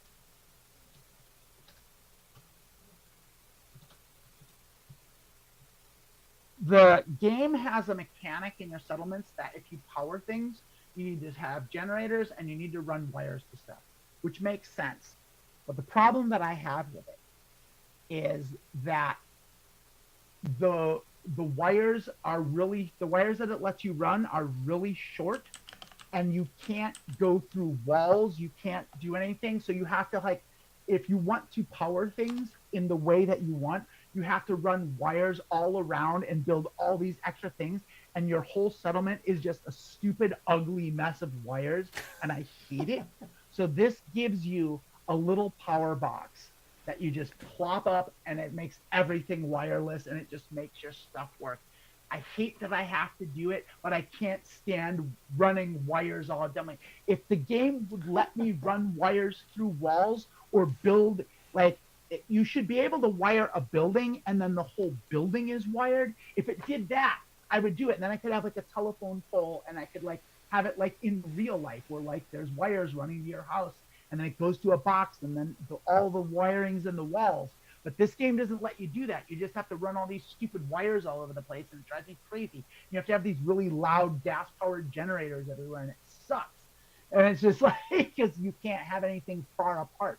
So like, that's why I use it. It's not immersive. It wrecks the immersion, and it kind of conflicts with some other mods, but I don't care. I can't stand the wires. That's why I have it. It gets endorsed. That's that one. That's my embarrassment with that one. And so this is just the 2 different versions for the base game and then the DLC. That was crafting home settlement. We are now at crafting other. Scrap dead things. Lets me scrap the skeletons and the stuff I killed. Same thing with the cleanup thing. Creatures. This is the one that used that dog meat, the many faces of dog meat as a prerequisite. This is something called coyotes. So I'm going to show you what this is in Vortex. Coyotes. So in the base game of Fallout 4, the wild dogs that come in, they made them look really stupid and ugly. And this just replaces them all with coyotes from Fallout New Vegas. And so they look like this instead of like the old way that they looked. Let me see if I can find an image. Fallout 4 vanilla wild dog. And you can see how fucking stupid these things look. Look at this shit. This is what they look like. They look like that. They just look so ugly and dumb. It's just, come on, man. That's just hideous. So it's like, fuck that. I want coyotes. So I got coyotes. I have them look like this now. That's it. I just couldn't stand how dumb those dogs looked. So I got 2 mods to fix it. That's what I did. All right. That's creatures. Let's go to Fallout 4. That's just everything. That's just everything I have. So we'll get rid of that. Gameplay. Okay. These are some stuff. So bullet counted reload is I think what it does, why don't we just check it out in Vortex? I remember it has something to do with reloading and how many bullets you keep in the magazine and all that stuff. There it is, bullet counted reload system. I think it might be a prerequisite for other stuff too. So finally, a proper engine level system for bullet counted reloads with most of the features such a system should have. That's not very description. So it now it works with this other game thing called tactical reload. These are all prerequisites for gun mods, and I have a lot of gun mods. So basically, fast survival works correctly. Reload. You can interrupt your reload, like in the base game, if you start reloading, you can't stop reloading to switch your weapon. Like you have to go all the way through the animation. It's a little quick thing. Like we could watch this video. We're not going to. I use it. I think it's good. It makes the game a little more smoother and a little more realistic. So that's what I use it for. Crafting highlight fix is that same thing I told you about with the workshop highlight thing. Same thing. Making the highlights outlines instead of opaque. Dog meat follow behind is a little glitch thing. So when you play the game on the vanilla and you have dog meat as your companion, every time he's with you, he runs ahead. They designed it so whichever direction you're facing, the dog runs ahead of you, like a dog would. The problem is that triggers encounters with enemies that you don't necessarily want to. So this has it so dog meat follows behind you. So you're the one that goes out first, so you can stop him and be like, "Hey, wait, don't go." And so it's just a thing. Follower AI approach reaction fix. So that's just the thing. Same thing. When you face them, they'll face away from you and they'll move away. So that fixes that. Loot logic and reduction is something that just kind of organizes your junk drawer. Basically, when you stash stuff in boxes, a lot of the stuff that you want to stash will have a stash all button. That you don't want to actually stash all. There's some stuff you don't want to stash, and this kind of figures out what those things are and makes it so you don't stash all the things that you don't want to stash. Little handy thing. This one here, Mordanelli's Combat Rework. This is the one. This is the essential mod for me. This is the damage overhaul one that I have spent years looking for and finding that makes it exactly how I want. It is the single best modding damage overhaul mod that I've seen, and I'm going to go into depth with this one, so we're going to go visit that one. So I'm actually going to see if I can, yeah, I want to get that, copy it. And I just want to go into Vortex, and we're just going to look it up, and I'm definitely going to endorse it. There it is. It's already endorsed. I already endorsed it because I love it so much. So we're going to talk about it. So health scaling removed, non-lethal dismemberment, better locational limb damage, disarm enemies, and more. Features have been tested and balanced for all difficulties. You can choose which features to enable. See, very good mod. And so summary, I made this mod because combat felt too tedious and slow-paced as I progressed through the game. Mainly because health scaling turns everything, including you, into a bullet sponge at higher levels, which it does do. So basically what he's saying there is that when you level up, it scales damage and scales your hit points and makes you tougher. So the bullet damage on the gun stays the same. So like as you level up and your enemies level up with you, everything just kind of like goes past what the bullet damages do. And so you have to unload full clips into people's faces, and it just turns everything into a bullet sponge.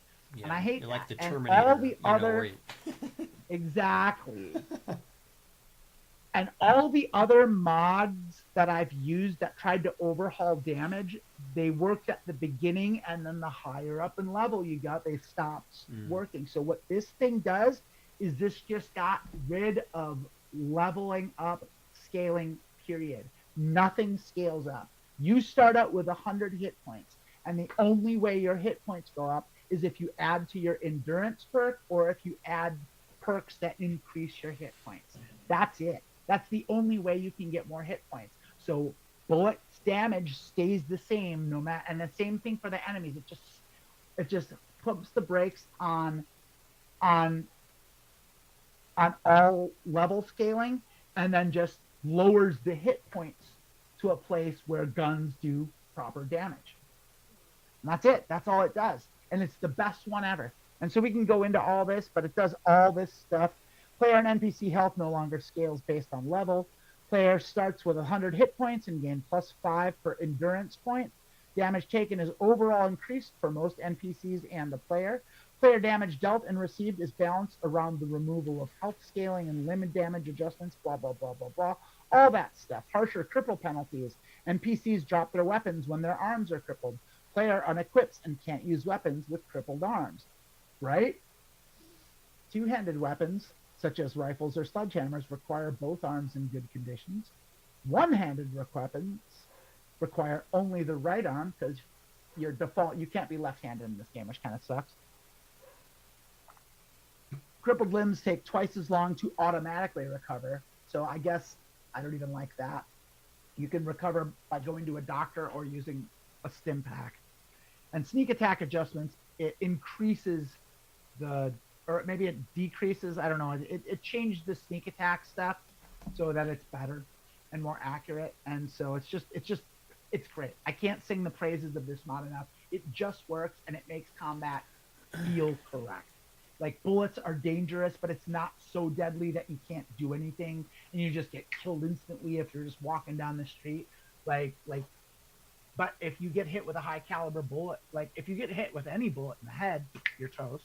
If you get hit with a high caliber bullet, you're gonna take serious damage or just die. If you get hit with a low caliber bullet, you're probably gonna take less damage. Like, it's just great. It's just a great mod. Can't say enough good things about it. So that one does. Great. Yeah. MS Skip Pre-War Sanctuary. So this is a huge one. When you first play Fallout 4, there's a whole beginning setup story tutorial that you have to sludge through, and the whole process takes about 20 minutes. And you have to go through and talk to the salesman and walk around and talk to your son and get to know your family and your house and answer questions. And it just goes through it and does it over. This skips that and just like gets you right to where you start the game, and you start the game and you design your character and you go out into the world. So anyone that's played this game more than once, this is an absolutely essential mod that lets you just skip all the bullshit when you start a new game. That's what it does, and I love it. And even that's not enough for me. I still save it before I leave the vault so I can just go right there because I don't even want to leave the vault. Like, you'll see. But this is a great mod that does exactly that. Simple offense suppression, what that does is that like makes it so if you accidentally like fire at or hit your companion, they don't turn against or someone in town, they don't turn against you and start attacking you until you or they die. So it's just basically like it just eliminates some friendly fire errors. Tactical reload weapons, we did that. We talked about that. That's a prerequisite. And then unlimited survival mode.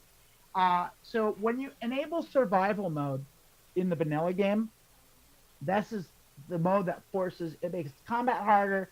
It forces you to eat and drink and sleep. But it does a couple extra things that I don't like. Is it only lets you save when you sleep in a bed. So you have to sleep to save.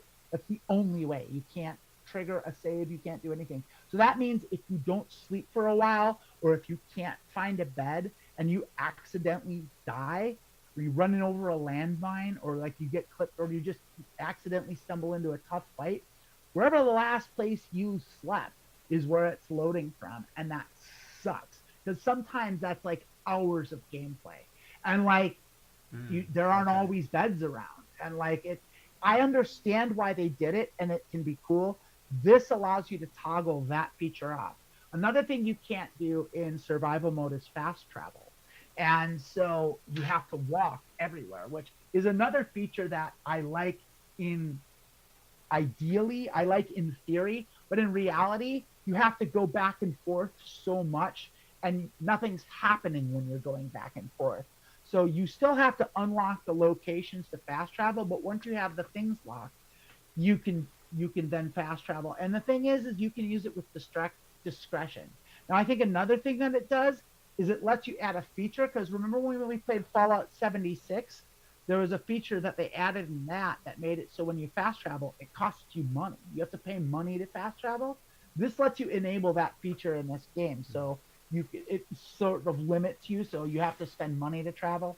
It just gives you more options with like changing the survival options, basically. Lets you tweak the game a little, you're more flavor. That's what that one does.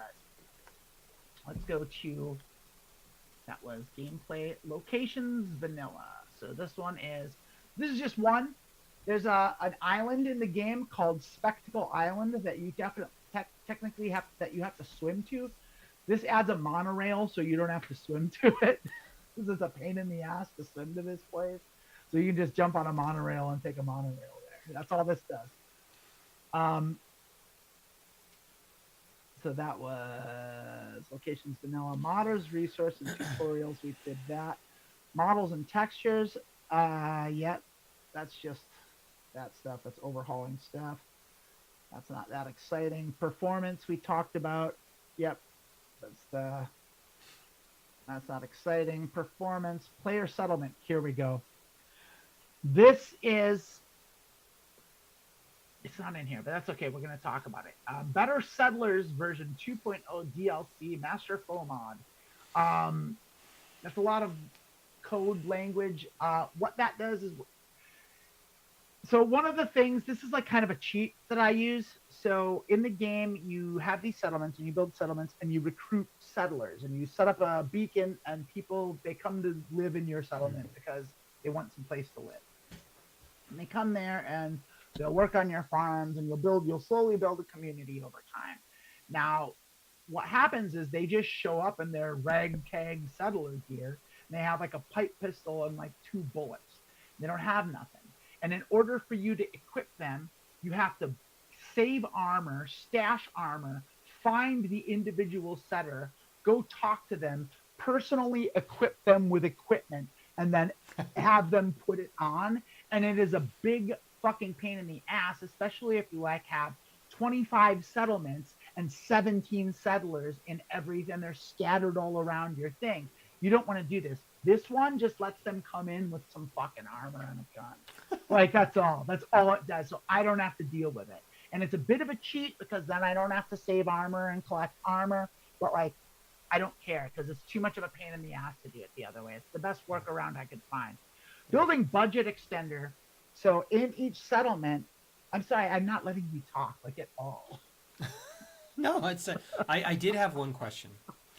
Can you export the exact list of mods that you've installed so like other people like me I absolutely can. Yes, I can do that. Okay, that'd be great. Yeah. And I will do that. I'll put that in the description box. Okay, cool. Afterwards. Oh, excellent. That's wonderful. So I won't. I made an Excel sheet where I have all of them listed. I don't know if it's complete. I'll have to work on that. I'll give you the I'll put a link to an export, like a text file of the export or something. I'll put something in the description box. I might have to like take my time and get my thing working a little better and That's get fine. the load order thing working. I just think it'd be beneficial for me and anyone else that finds this video. I think it'd be beneficial for anyone that wants to see it. If you want to play the game in the way that I play it. Yeah. And of course, by all means, change it to suit your flavor. And I want to just address, never mind. So we were at building budget extender. So in the settlements, when you play, you have a building budget. You can only build so much stuff, and certain things that you build cost more of your budget than other things. And when you fill up that budget, you can't build anything more in your settlement. And universally, that is way too low. They did it in the base game because it's a 12-year-old game. They only had so much script that they could write. It's 12 years later. Computers got better. Like the script got 12 years of streamlining. You can add a lot more stuff now. So this just extends your building budget like way beyond what it used to be. So you can pretty much build whatever you want. And that's super important, I think. So I like that one. Place everywhere is an absolute essential thing. So in Fallout 4 in the vanilla game, you have to build, everything snaps to everything else. And you can only place things. And if you build a house and you put a staircase in the wrong place, you won't be able to delete it because it'll leave something floating in the game. And it's super buggy and glitchy. And this fixes all of that. You can place a wall in the middle of the sky if you want. You can place something halfway sticking out of the ground. You can do it any way you want. You don't have to do that. If you want to build like a chaos nonsense Super Mario Land, you can. I don't like that, but like I don't like being limited by their particular buggy restrictions that they have. So Place Everywhere is an absolutely essential mod. It's so essential that I'm going to take the time to go Place Everywhere. I'm going to put it, and I'm just going to go all copy. I'm going to go endorse it if I haven't.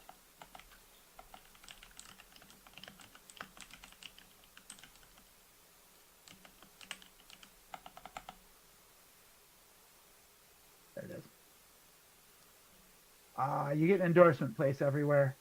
112,000 endorsements, 1.65 million downloads. Very good. Very good. Here, look. Here's a thing someone made with Place Everywhere. Oh my gosh. They made the Mayan step pyramid. Oh wow, that's incredible. Yeah. Like, now, can you go in there? I mean, can you climb? Oh, this is inside? No.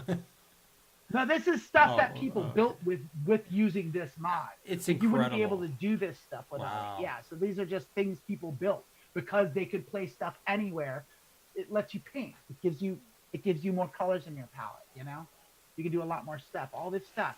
That's just stuff people use to make it that you can do. So, yeah, look at that. Look at that cool treehouse up here. Look at that. Look at how rad that is. That's awesome, right? Yeah. Like, people do such cool shit. Like, on an aside, I strongly recommend, like, if you like this stuff, going into YouTube and watching people's build tutorials and seeing the crazy cool builds that people do, because there's people that just do it. Now, my favorite person that does it is this graphic designer artist named Nuka Violet, and she makes the single. She's so good at lighting that it's just astounding. Let's see if I can dig some of her work up because she blows my mind. And it just so happens she has maybe the single sexiest voice I've ever heard anyone use. So there's that too. Well, that is a nice plus.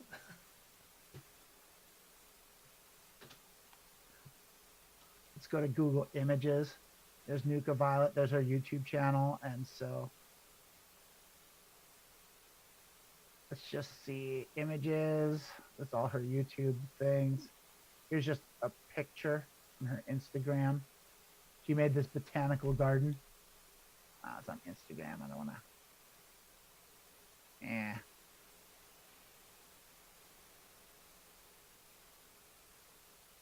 I'm gonna go to her.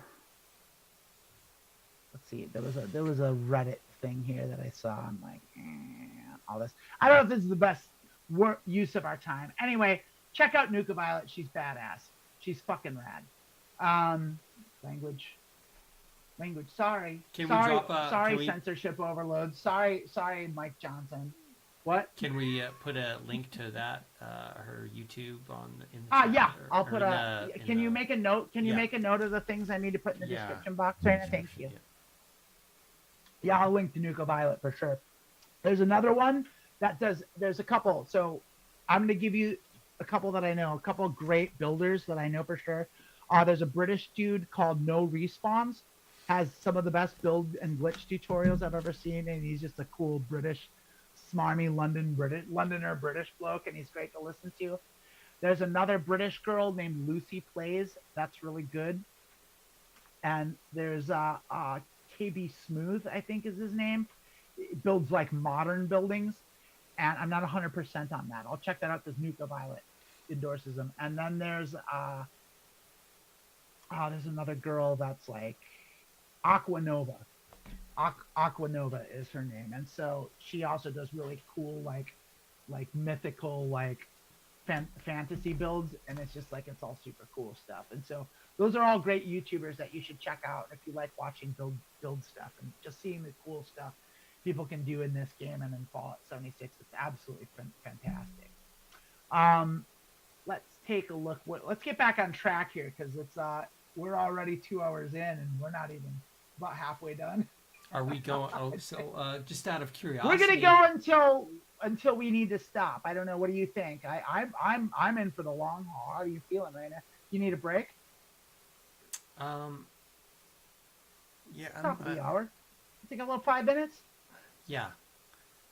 We're gonna take a little 5 minutes. We're gonna come back. We're gonna do some more mods. We're gonna go over. I'm gonna try and pick up the pace a little bit, get through this, because there's a lot more to address. But we're actually pretty far away. We're pretty most of the way through it. I'm not going to go over each individual gun mod. I'm just not going to do it. I'm just going to show you what we've got. But let me know when we're on the break screen. We'll see you in a couple minutes. Give me 1 second.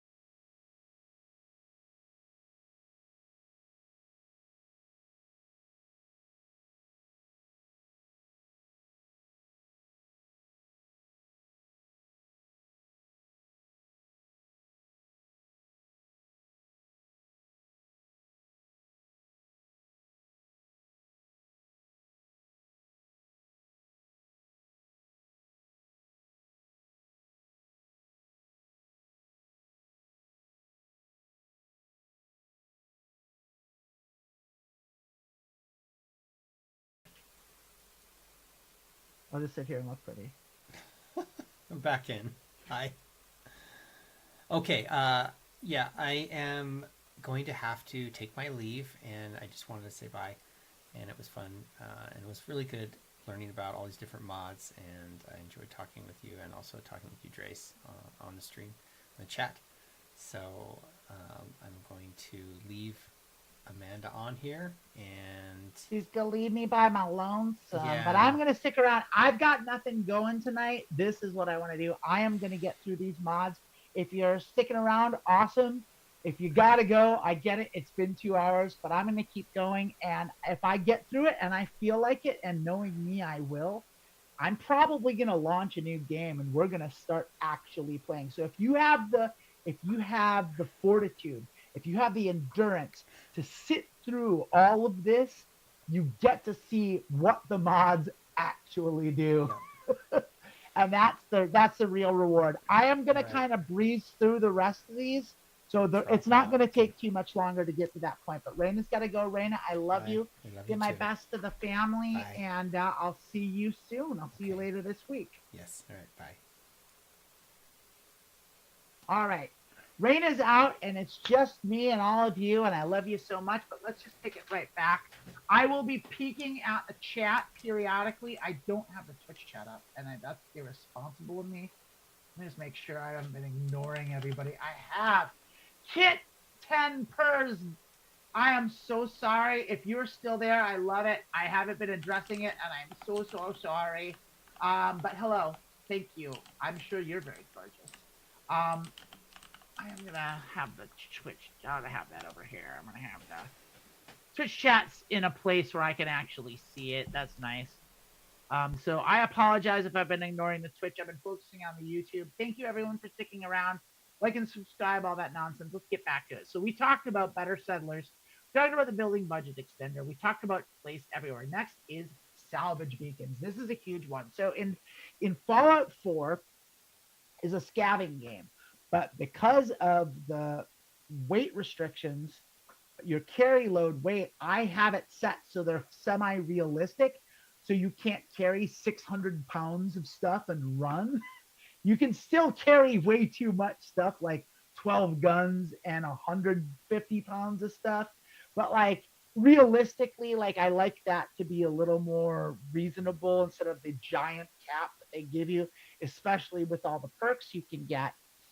But that makes it a problem because when you need certain junk and scrapping materials, you can't grab all the stuff you need, and you have to leave stuff behind, and you can't just carry it around and go back and forth 1,000 times. So what this does is this adds what's the word for it? A functionality, a feature of the game where you can craft these things called salvage beacons, where if you craft a communication station in your headquarters, like you can put one of these up and it'll send a message to your settlement to send a crew of people out amongst your settlers to go fetch the stuff that you've stored in a box somewhere. So they will get the stuff, and they have it so the farther the settlement is away, the longer it takes. And that can take up to several hours for them to do it, or several days, depending on how far away and how much stuff it is and how much it weighs. So like it's a really good game mechanic that solves a problem and keeps kind of realism in place. So I really like salvage beacons. I like it so much that I'm gonna go endorse it on Vortex because they deserve it. Or on Nexus, I mean. I get the two confused. Shame on me. And so salvage beacons. That's right. And you are getting an endorsed because you're a great mod, and I love it. Let's see how many they have. Not enough. Just under 20,000. I couldn't put them over the 20,000 mark, but I got there.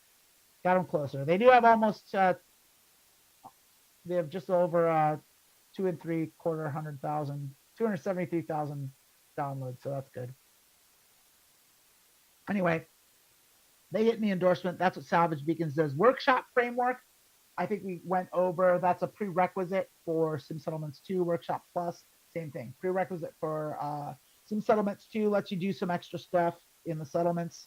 We'll get into that when we finally address some settlements too, whenever we get there. So that was player settlement, that category. Let's go to the next category of sim settlements too. So this is the most massive thing that is not going to do justice. This is such a massive mod that it has the team that makes this has a YouTube guy, and they run a YouTube channel, and his name is King Gath. And they do like a series of YouTube tutorials on simply how to use and interact with this mod. And it's like a couple hours of tutorial watching, and I did sit through all of it. It's a lot. And so essentially the base vanilla mechanic of this game is is you have your settlements, and then you build stuff if you want, and you can focus on settlement building, you can throw a bunch of beds down. A lot of people like those architects that I showed you that are really good at base building, and that's their thing. They focus on that. They make all these cool settlements and do all this stuff. I'm not that person. I like to play the game. I like to go out and do the missions and be a scabber. I don't like building stuff. I do it out of necessity. But everything I did, I would get like bored, and I would stop, and it takes too long. I would get frustrated with the interface, and I wouldn't make these spectacular, beautiful looking things. This kind of takes away, and this adds like a whole storyline where some guy comes in with this new tech that lets the settlements, the people that move into the settlements themselves build the settlement themselves. And it gives you so many options of how involved you want to be, how hands off you want to be. I set mine to like completely hands off, and I smack down a settlement and like, have at it. Build yourself a settlement and do it yourself, and I'll just let it run. And like, eventually, the longer you play, the settlement gets bigger and more like a city, and they add shops, and they add people and doctors and all this stuff. And it's actually really super cool, and it adds like elements of like war, and like there's rival gangs. When you get to a certain point, you start getting attacked, and you have to go to war with people, and it's nuts. And it takes up so much space and requires so many prerequisites that it's just a mess. And I'm not going to go into it. If you're interested, look up Sim Settlements 2, see what it does. It's got like 3 chapters: chapter 3, chapter 2, chapter 1, the DLC settler patch. All of that is just stuff. And then a lot of the stuff that I was talking about earlier that was like utilitarian are just prereqs for this one. So it's a big deal. It's a huge thing, but it works. It's a really, really well designed mod with a really, really cracked team, and it's great stuff. But it takes a lot to get it going. And if you follow the mods, like I told you, you too could be enjoying Sim Settlements too. So let's go on to the next one here. User interface. I think we did all that. Yeah, we did all that stuff. Yeah. I think we're almost to the end here, actually. User interface, utilities. Yep, we did all those. That's no fun.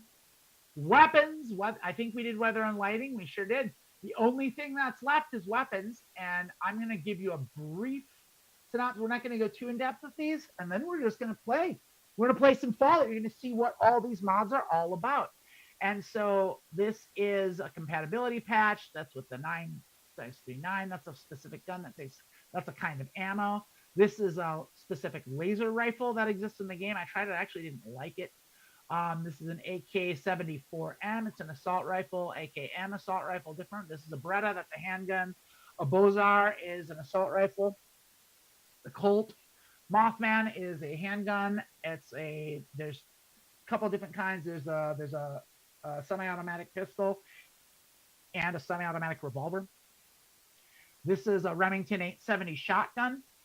That's great. This is the Desert Eagle, which is a hand cannon. That's a handgun. That's a slow, heavy. It's a fucking Desert Eagle, if you know what that is. FN 502 tactical I think is an assault rifle. I'm not really sure. This is one I got rid of because it was a problem. Glock 19 is a handgun. It's a Glock. I think it can also be a submachine gun. Not sure. I think it's moddable to be a submachine gun, but it's a Glock. It's a pistol. HKG3 is, I think, an assault rifle. The LAER is a laser assisted electrical rifle. It's a laser rifle. Lee Enfield is a British assault rifle, if I'm right. The militia carbine didn't work. I got rid of it. MK18 CQBR is an assault rifle slash battle rifle, modern assault rifle. The Mossberg is, I think, a shotgun. I'm not 100% on that. The Remington 700 is a sniper rifle. Remote explosives are like C4.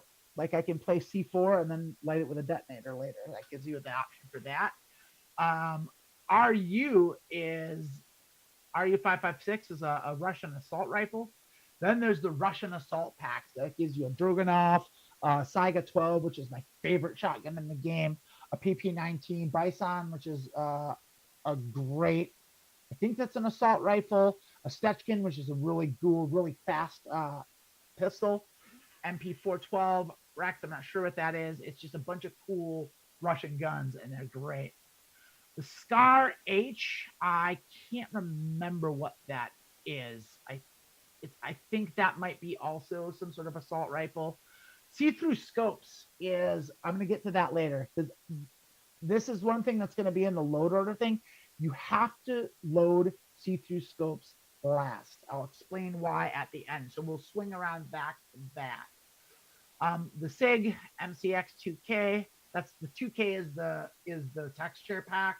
So it's the graphics basically. My computer can't handle. You can have 4K textures, which like basically make everything look super realistic. My computer can't handle it, so I had to dumb down to the cheaper version. It still looks good. I'm not sure what a SIG is. I think it's a submachine gun, like a kind of like a modern Tommy gun. The Steyr AUG is an assault rifle, and the Thumper is a better version of the grenade launcher that's in the 40 millimeter grenade launcher that's in the game. They just fixed a lot of the things that were wrong with it and de-nerfed it a lot. So that's what that is. And those are all the guns that I have in the game. They add real guns. All the vanilla guns are still there, but quite frankly, I don't use them. I like the modern guns. And I know there's a lot of people that's like, oh, it's not immersive. Oh, it takes away from the lore. I don't care. Like, I like cool guns and I like playing with cool guns. But it's not unfair. It doesn't give me an unfair advantage because the NPCs also have these guns too. You have the option to not do that. I opt to give everyone. So it's like, I have them, yes, but so do all my enemies, all the raiders and stuff. They all have all these guns and this crazy shit too. So it's like the playing field's level. It's still a level playing field. So I think we're there. Before we go, I do want to address see-through scope. So in the base game, when you put a scope on your gun and you aim through a scope, it changes your view to like a blocked out, like to just a circle with a crosshairs, and it moves around a whole lot, and it doesn't let you see outside of the scope, and it just looks like shit, and it makes scopes completely frustrating and to my mind impossible and horrible to use. So I would never use scopes. I would always just use reflex sights and deal with it. This kind of takes that problem away, and it still like does the focus in, but it just makes your field of vision a little more compatible and the sway a little more manageable. So like you can do it and you can actually get it to work. Because like if you have like an 8x scope or a 12x scope or whatever it is, and the guy's just too close for that, well, you would have, and he would take up like 2/3 of the scope thing, and if he's moving it all, he's just gone, and you lose him. And if you're not tracking him perfectly, it just doesn't work very well. This fixes that. But the thing is, you have to absolutely have this be the absolute last mod that you load, because you should do all your weapon mods last, because you have to test them.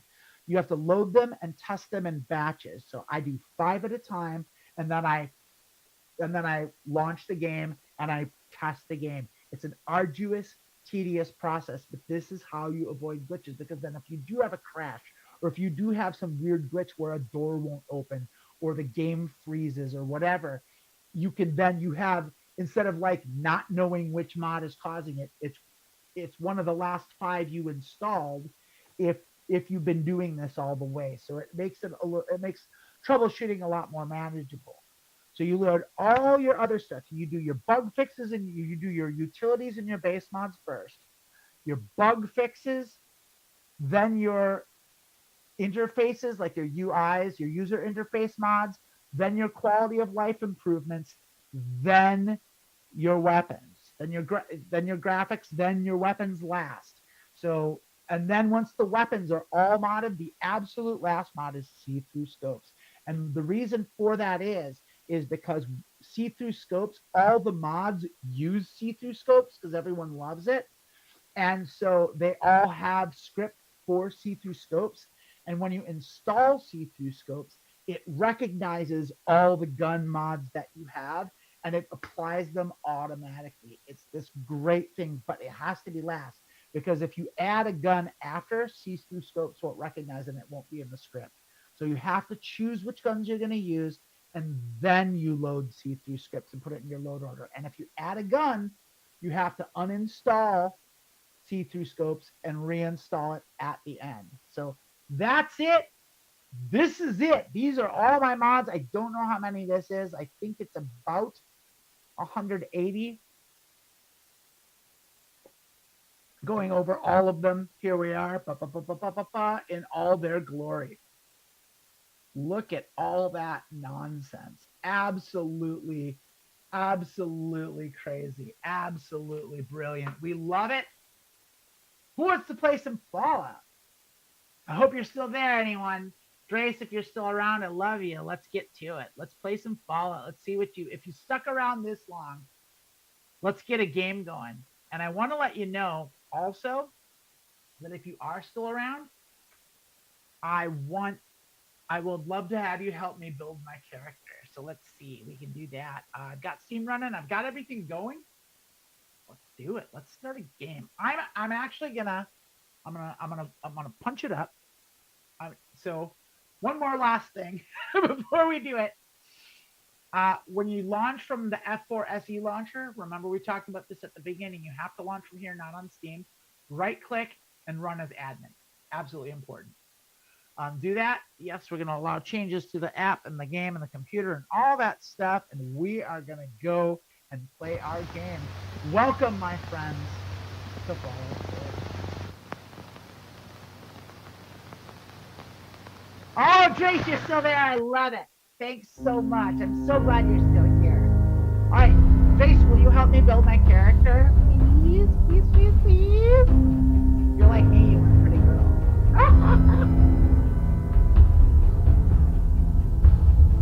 Yeah, it was a lot. I feel like it needed to be done because my plan is like I'm gonna play through this whole game eventually on Transverse. You know, you can do me a big favor and like tell people. I'd love to get people to come. I don't know what our schedule's gonna be like. I suspect this is gonna take place on Sundays.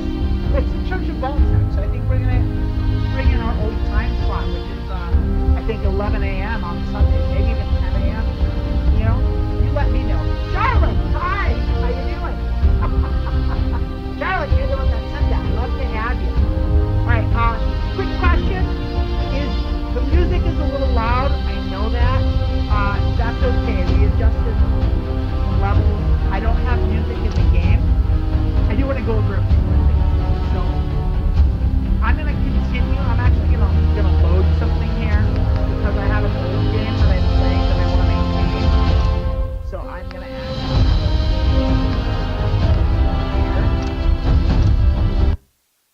And what I'm going to do is I'm just going to create a dedicated save for this game. And I'm going to start a new game so I can load this one back up when I'm not playing. Because I'm only going to play this game in live streams. But I want to play this game off the live stream. So this is where I was. I'm just going to go ahead and I'm going to go here and I'm going to save. I'm going to save and I'm going to do a new save, and that's going to be that. Okay. And now I'm going to get out of here. And see, it's a lot more manageable now, the volume. But if the volume, if you think the volume's off and things are too loud in the game and you can't hear my voice, is it still drowning me out a little bit even now at this point? If it is, let me know. I can adjust that volume in my settings, and I'll happily do it. I want to, so let me know. Again, so we're gonna quit.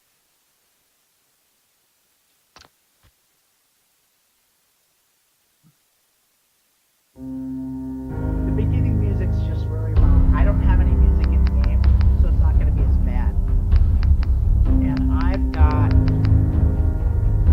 I want to go.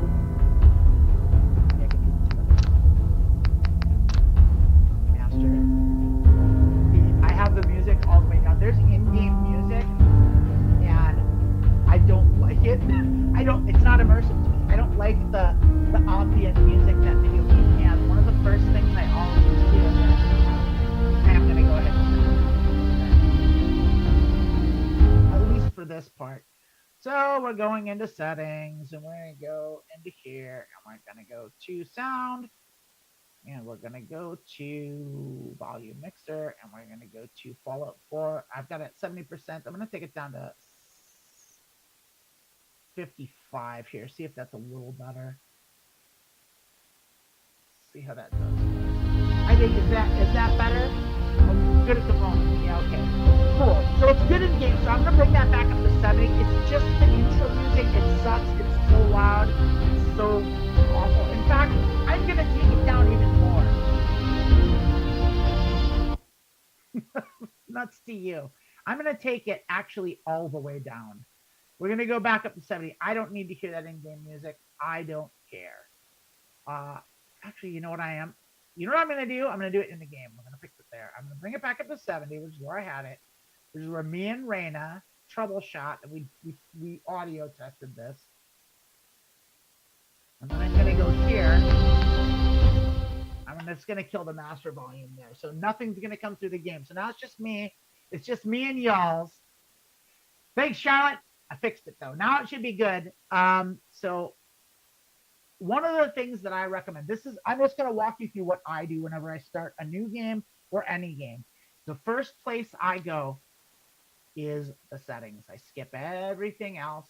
I go straight to the settings, and I just go through all of the settings options, and I see. Now, one of the main reasons I do this, there's three main reasons that I do this. One, I have deuteranopia, which is a form of color blindness. And a lot of modern video games, I don't think this one has it. A lot of modern video games have a deuteranopia setting. And so deuteranopia is a specific kind of color blindness, which makes it so my cones don't detect green. So like my brain fills in what my cones aren't filtering out, and it gives me what it thinks green should look like, but I don't see green. I see what my brain is guessing at what green is supposed to be. And what it ends up happening is looking a lot like red. So I don't know how anyone else sees. I've always had this. And so I don't know what anyone else sees, but I know I don't see green the same way other people see. I do see green. I just know it's different than the way everybody else sees it. But that makes it really problematic with an overlay like this where literally everything's green.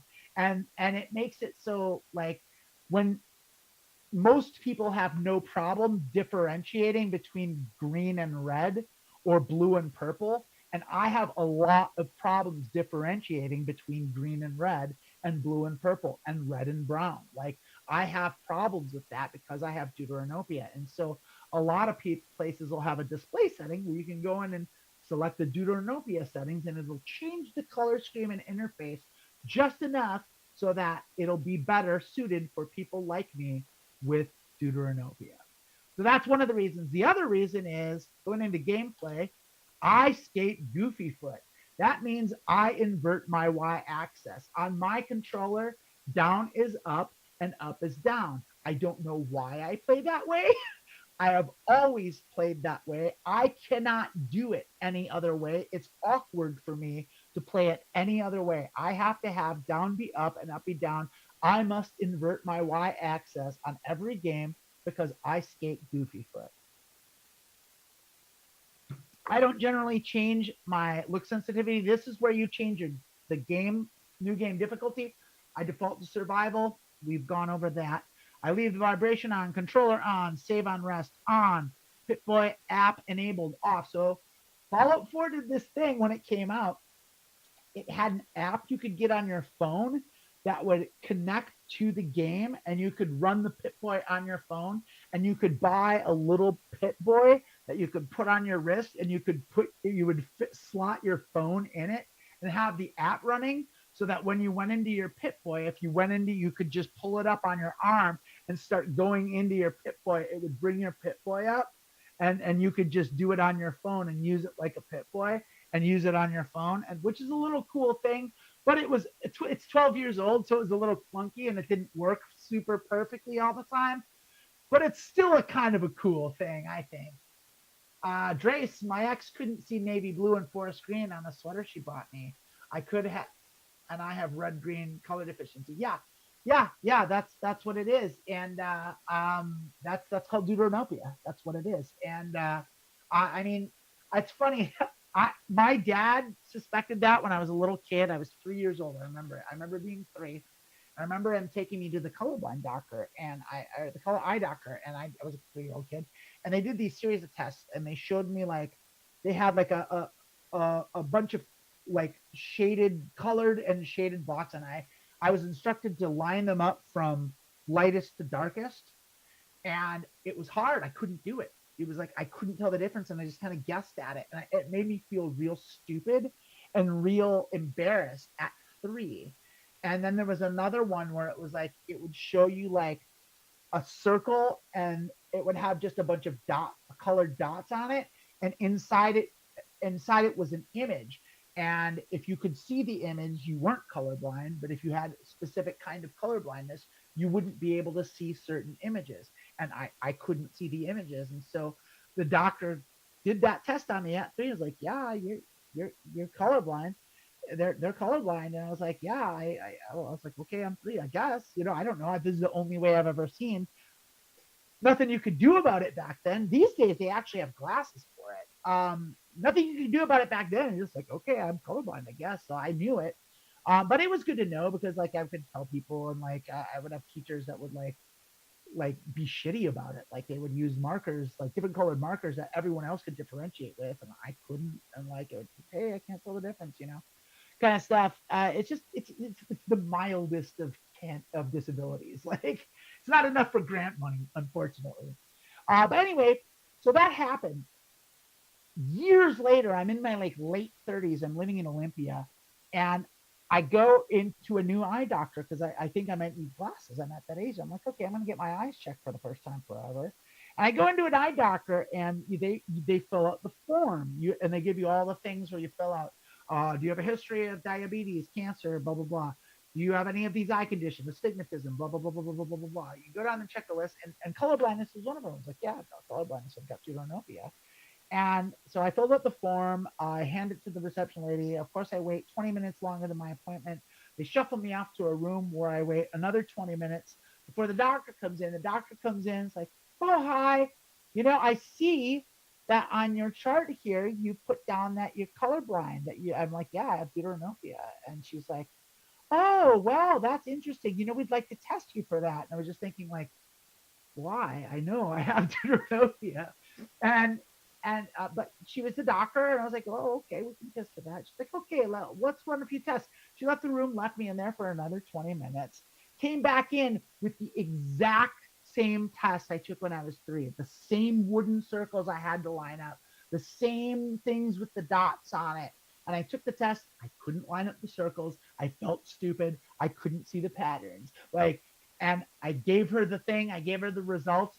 And she takes them. She comes back another 20 minutes. She comes back. She's like, well, I got your test results. It turns out you're colorblind. And I'm like, yeah, that's why I checked it on the thing. It was just like complete waste of time. It was absolutely ridiculous.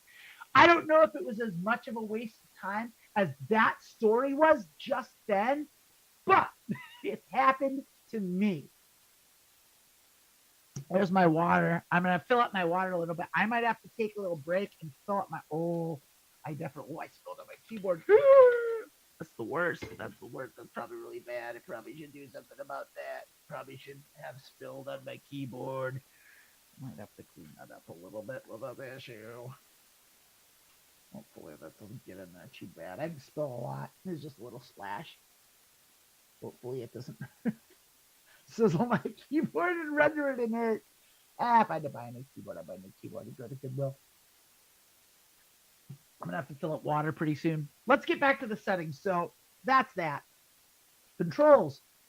This lets you change the buttons around. If you're not using, I just keep default. That's fine. Display. Actor fade. I don't know what that is. Item fade. I don't know what those. The fade. I don't know. I think that's like in the distance. How when you get up far away from people, when at what point in the distance stuff disappears, starts disappearing from your view. So there's that. Crosshair on. I like the crosshair on. So I can aim. Actually, I kind of like it off. Let's turn it off. Let's turn off the crosshair. Fuck the crosshair. I don't need it. Dialogue camera on. So that changes the camera view when you get into a dialogue. Dialogue subtitles I like on because they say the same thing over and over. And if you played a few times and run through, I'm probably going to be skipping most of the dialogue as we play it, or at least going through it really quickly. General subtitles are off. I don't need subtitles coming on to overhear the dumb things that NPCs say in the background. Show floating markers on. That lets you see when you have missions and you've got a target. It'll let you see where it is in the distance and kind of see where it is on your screen. Show active effects on HUD. All. I like my active effects. I like a HUD opacity 100%. HUD color lets you adjust it. See, it's all the way green.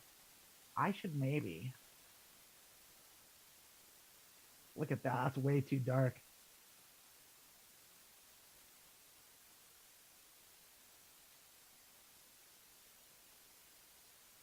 Blew it up a little bit. Oh, no, it's too much. That can make it really blue. No, it's too hard to see. I like the green. I like the default green. Even though I'm colorblind, I'm sticking with the default green. It's the way it is. I can change my Pip-Boy color. I don't care about that. I want that's the HUD and the Pip-Boy. I want them. Oh, it's default. It's all the way up. There it is. It's all the way green. I'm leaving it as it was intended by the holy devs at Fallout 4. Audio. This is where I go. I did the master already. Voice, I leave where it is. I turn the music all the way up. If I turn the music up, you'll hear the ambient music in the game. I explained this a little bit. I'll go into more depth. I don't like game ambient music.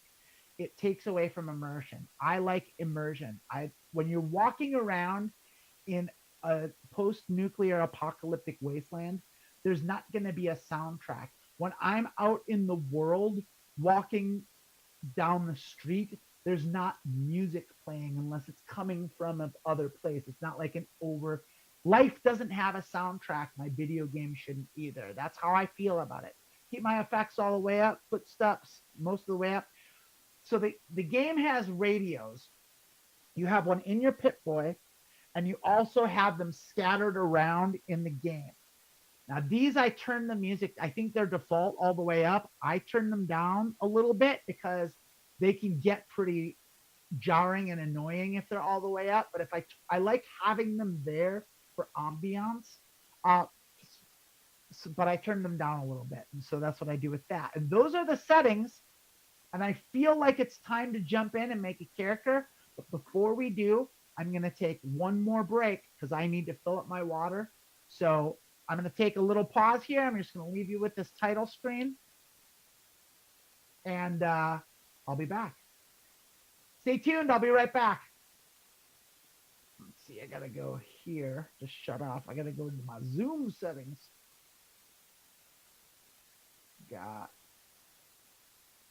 Where's my Zoom screen? Oh, it's here. I'm covering it with the chat. Oh, I'm good at stuff. Don't you worry. I'm real good at stuff.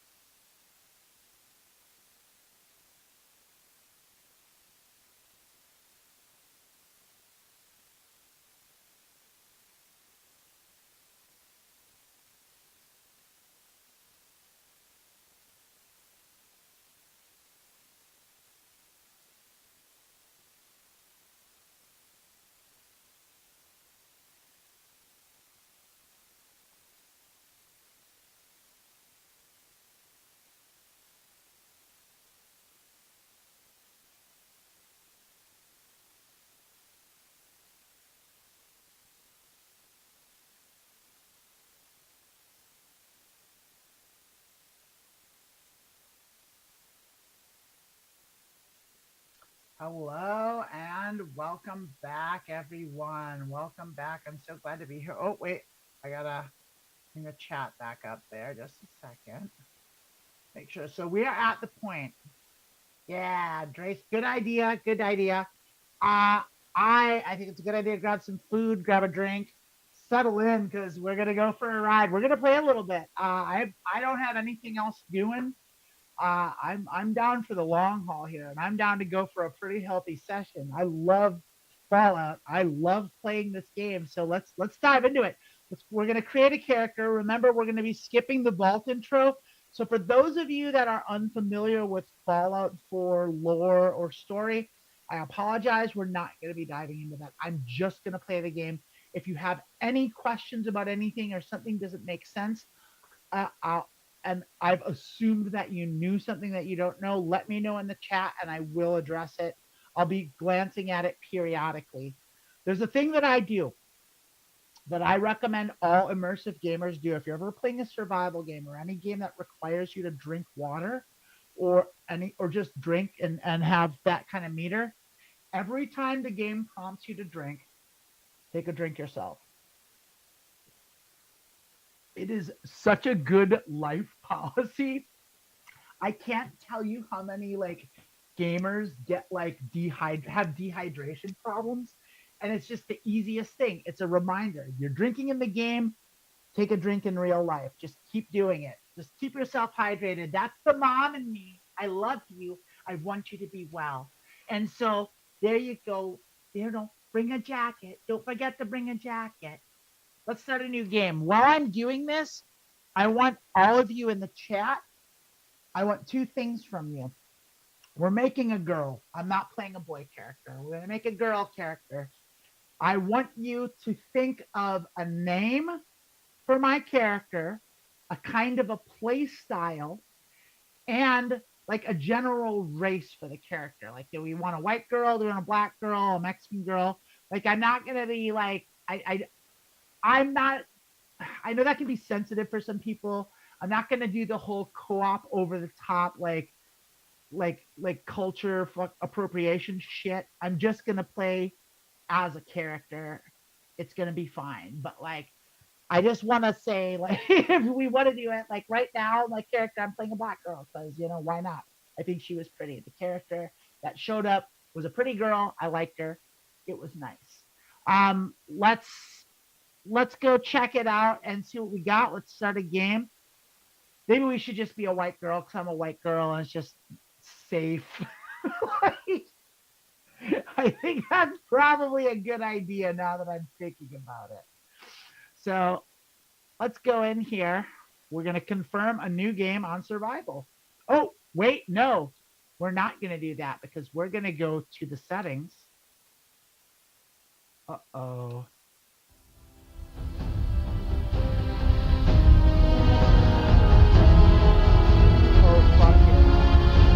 Welcome to Fallout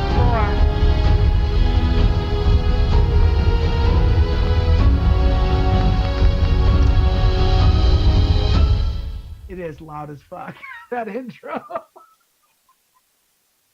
Thalia. I like Thalia.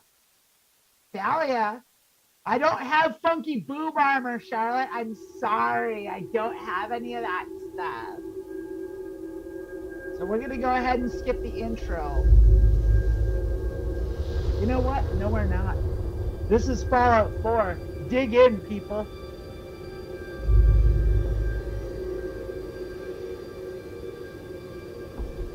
War. War never changes. War never changes.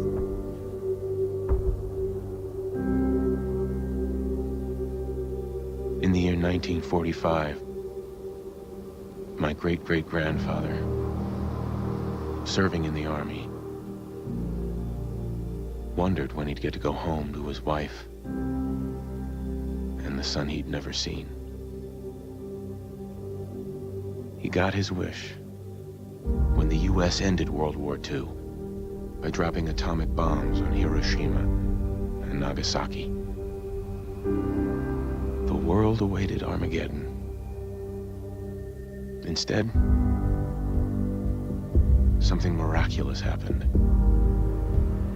We began to use atomic energy not as a weapon, but as a nearly limitless source of power. People enjoyed luxuries once thought the realm of science fiction. Domestic robots, fusion-powered cars, portable computers. Love this game. But then, in the 21st century, people awoke from the American dream. Years of consumption led to shortages of every major resource. The entire world unraveled. Peace became a distant memory.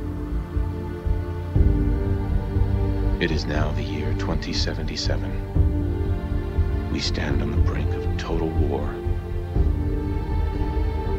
And I am afraid. For myself, for my wife, for my infant son. Because if my time in the army taught me one thing,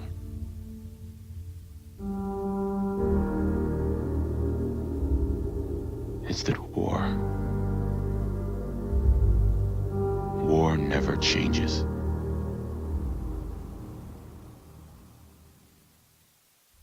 That's such a fucking good intro. I forgot. I skip it every time. I forgot how good it is. This game kicks so much ass. This might be like my favorite video game of all time. War never changes. You're gonna knock him dead at the Veterans Hall. Here we tonight, huh? go. Here we go. We're in the shit. Okay, here's the thing. I said I was going to skip all this stuff. I don't think I am. I think I'm going to lead you through it.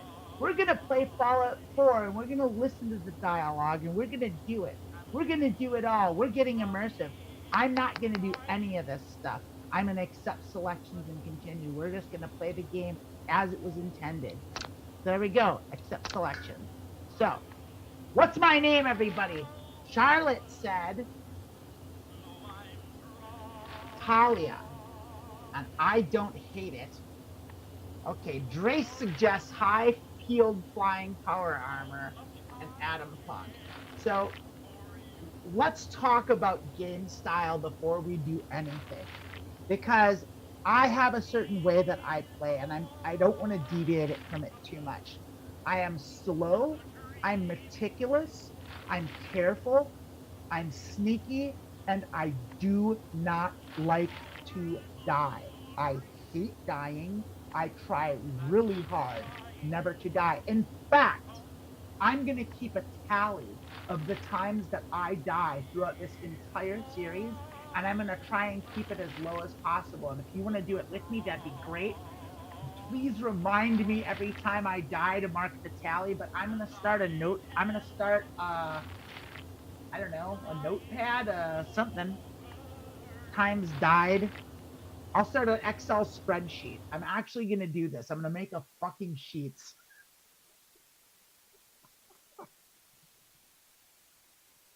Let's go. We're going to make a sheets, and we're going to tally my deaths. Yeah, if you want to send me an email, it's benwinger@gmail.com. Uh-oh, I can't show you this. Sorry. Can't see that. Nope, can't see my pin, I'm afraid. Here we go. Let's do a blank spreadsheet. Cancel that, get out of there. Let's go ahead and we'll call this Church of Vault-Tec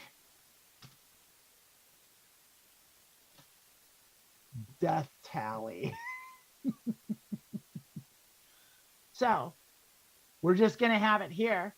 All I'm going to do is I'm going to say what killed me. Okay, let's make a table. Help me create a table. Got it. Got it. Learn more. I guess I have to learn more. Shit out of here. Get lost.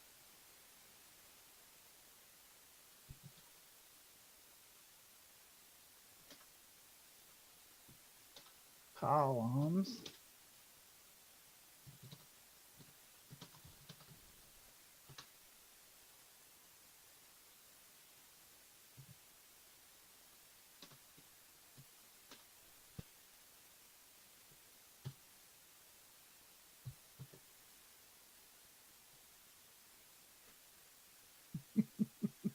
There it is. We got our table. Where and how? So let's insert the table. Here we go. We got it. Let's drag it out to here and to here. Delete all this. I don't need any of it. This is it. This is our table. I don't know if I can extend it past this or whatever. Hopefully we won't need this many, but this will keep track. So remember, 1, 2 is number 1. So we're going to take 1 off this, but this is our death tally. We're going to keep track of this. I'm going to have this going on the side here, and we're going to keep track of every time I die. Now, the death count is currently 0. It happens, Charlotte. It happens. Right, but this game kills you. And remember, I have it set to hard. Like, it's a hard difficulty. So I am going to die. But I don't like it. And I get frustrated when I do. So everyone, so let's get back to play style. I don't rush in. I don't like power armor. Power armor is loud. It's clunky. It's slow. I don't like the HUD. I like light armor. I'm a light armor, slick, dexterous player. I don't put a lot of points in strength and endurance. I put them in strength. I put them in charisma, in dexterity, and intelligence. That's where I put my perks, and I'm gonna do that with this character because I just don't like playing. I'm not big on melee. I'm a big on silence weapons. I like ballistic weapons more than I like ranged weapons. I don't go heavy on explosives. I'm slick. I'm subdued. I'm quiet. That's how I do. I sneak around and I'm an assassin. That's how I like to play, and that's how I will be playing today. So, knowing that, we'll come back to the name. Think of a name. So far, Talia is winning. So we're going to go there. I got a game going here. So I'm going to add 3 to each category.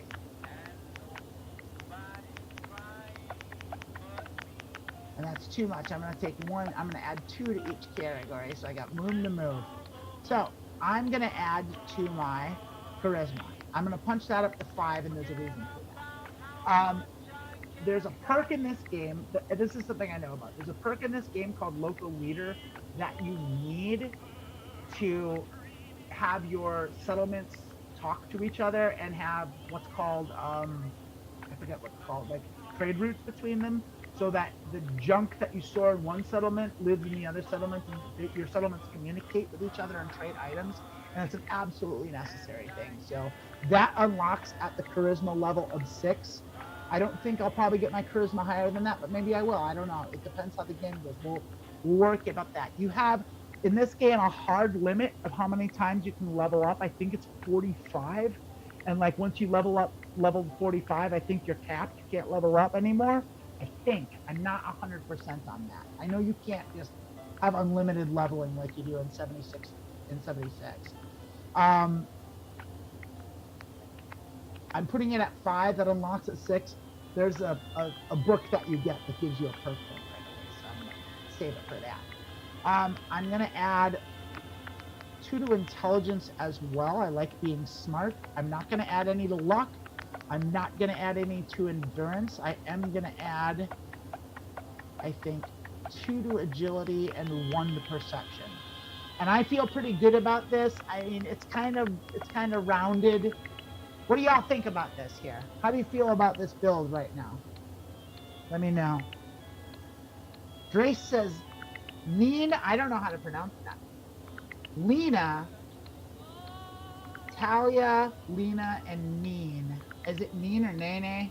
I don't know how I should pronounce that. I'm gonna downvote Nene or Neen. Lena, I don't hate. Talia, I don't hate. We do need to pick a name. You know what? Charlotte, Talia was first. I'm doing it. Drace, go ahead and pick the last name. I want a full name.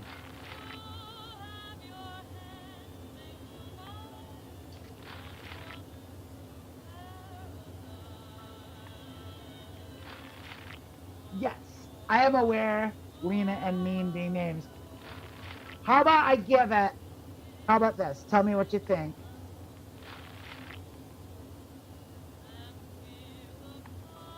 That's her middle name. That's her last name. Do we like this name? Because I'm for it. I think it's exotic and wild. It sounds pretty Georgian to me. I'm into it. We're rolling with it. We're rolling with it. Here we go.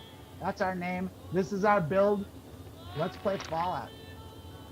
I accept it. Oh. I accept it. We are going to change the presets here. We're going to go ahead and trigger that. Let's get, what does our husband look like? Stop me when you see a guy you like. This is not going to matter. We're not going to be playing with the guy, but it does matter in the sense that it's going to kind of we have a son, and so our son's going to look like our dad. So I just want a dude that I would date. This guy, I might date this guy. I would date that guy for sure. I don't know about him. Definitely not a haircut like that. Maybe with a better haircut. Maybe a better haircut and a mustache. Let's see what we do about that. Let's go down to here. Let's give him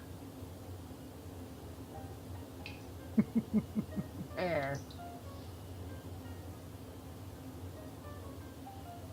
Let's go to the top. Look at all those hairstyles. This is the mod. Fucking insane. Oh baby.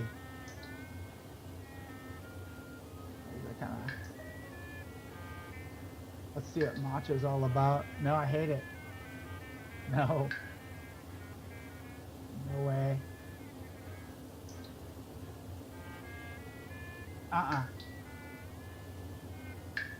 I don't hate that. Should he be in Bon Jovi? I kind of dig it. How do you feel? How do you feel, everyone? I'm feeling Jackdaw here. I'm feeling Jackdaw quite a bit. I want a hair metal bassist as a husband. I am into this. I'm just committing to it. Something different. What is it? Yeah, I was gonna leave it just like that. That is my boy. Let's sculpt his body a little bit. He's pretty average right there. I'm gonna make him a little more thin. He's a bass player, so he's in a band. He's definitely in a band. He's in Boston, so I'm gonna make him a little more muscle. We're gonna like a little muscular on the thin side. Is that a good build for a bass player in a metal band and bass player in a hard rock band in Boston? I think so. I think right there's our dude. I love this shit. Here we go. Let's go to us. My turn, big guy. This girl right here. Oh yeah. That's my dude back there. This girl ain't gonna cut it. Not at all. I'll tell you, I am not at all interested in this girl at all. Let's get, oh, I don't think so. Nah. No, thank you. Ah. I don't hate it. I don't hate it. Now, see, here's the thing. Is the pasty, we can make like a metal chick. We can make a pasty metal, like goth metal chick. I don't hate that. Y'all want do we want a big titty goth girlfriend? I don't hate it. Let's start here and see what we can do with this. I think, let's go ahead and start with the hair. I want to change the color of her hair to very dark black. Jet black, I think, is the move for her. I still got it. And let's go through the, oh, wait.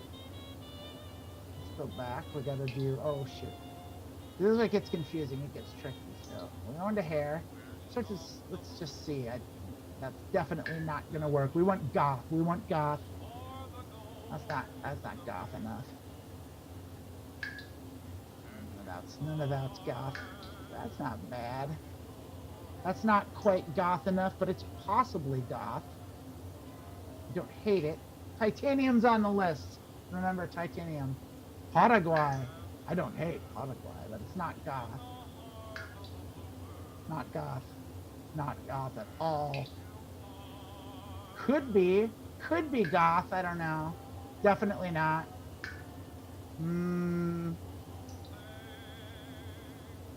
That could be pretty goth. We could pull that one off. Daughter titanium. Definitely not. Nope.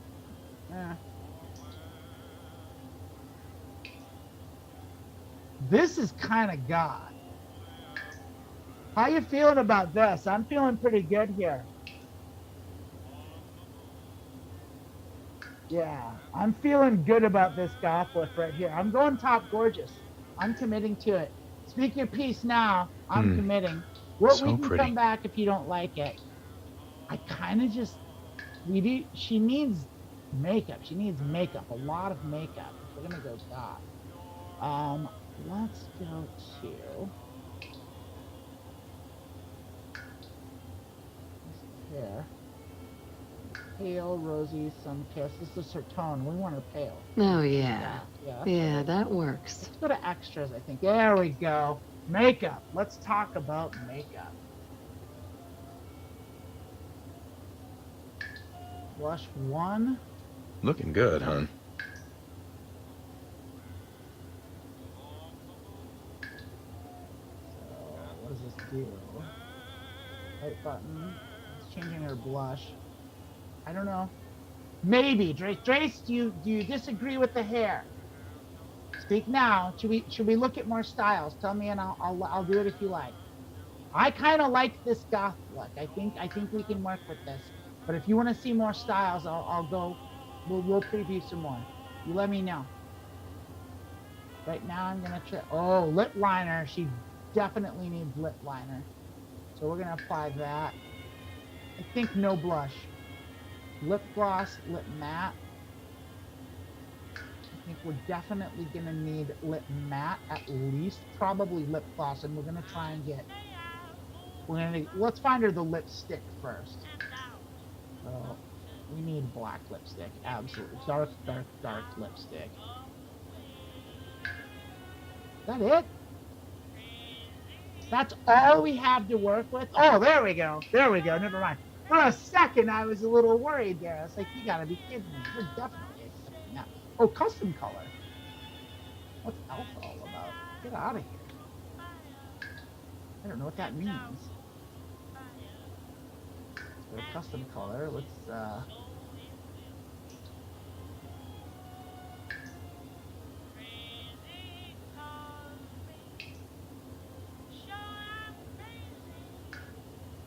doesn't seem to be doing anything. Alright, fuck the custom color, nuts to that. Let's go, obviously this is what we're using. So let's see how that looks with matte. I think matte or glossy. I'm feeling matte for our goth friend. If she's goth and he's black, shouldn't he have makeup too? Yes, Trace. Yes, he does need makeup. We're gonna fix that. Good call, and thank you. So, Drace, let's get off the fence here. Should we search for more hairstyles and just mark this one and come back? Give me a definitive yes or a no, and I will roll with what you decide. I'm sticking with matte lipstick here is what I'm doing. I like the look. Is the liner good? Let's check out our other liner options. Ooh, I don't hate that. That doesn't look really bad to me. Let's remove it. I want lip liner. Hate that. Nope. Ooh.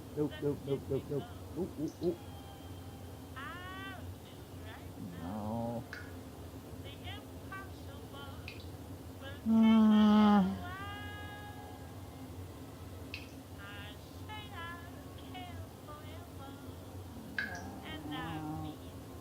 That one. I like this one a little bit, I think. You know what? Maybe it's here. More hair. Okay, Drace, we will go to more hair. Let's make her up first. I think I'm gonna get rid of the lip liner. I think she's good to go here. Do you have any objections to her face? Or should we go straight to hair? I think we should go straight to hair. Let's see more hair. Oh, wait. Why? Why? How'd you change it? Blush? Lip liner? Lipstick? Oh, it didn't. Oh, I must have hit remove. Shoot. Let's go back to where we were. Oh, we didn't get that. There it is. Accept. Oh, no, we gotta work on our eyeshadow, too. Eyeliner. Oh, she definitely. I don't know. That hard? Do we go that hard with her eyeliner? Oh, yes. Yes, we're doing more hair. Yes, yes. More hair is a yes. I'm just kind of like, we're in makeup, so I'm doing more makeup. I'm kind of feeling like eyeliner 3 here. I'm going to give her a wing. I like it.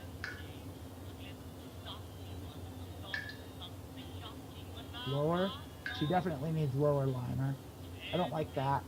I like that. I like deep. I like that one. Eyeshadow 1 is remove. Eyeshadow 3. Let's see what it does. Lower eyeshadow.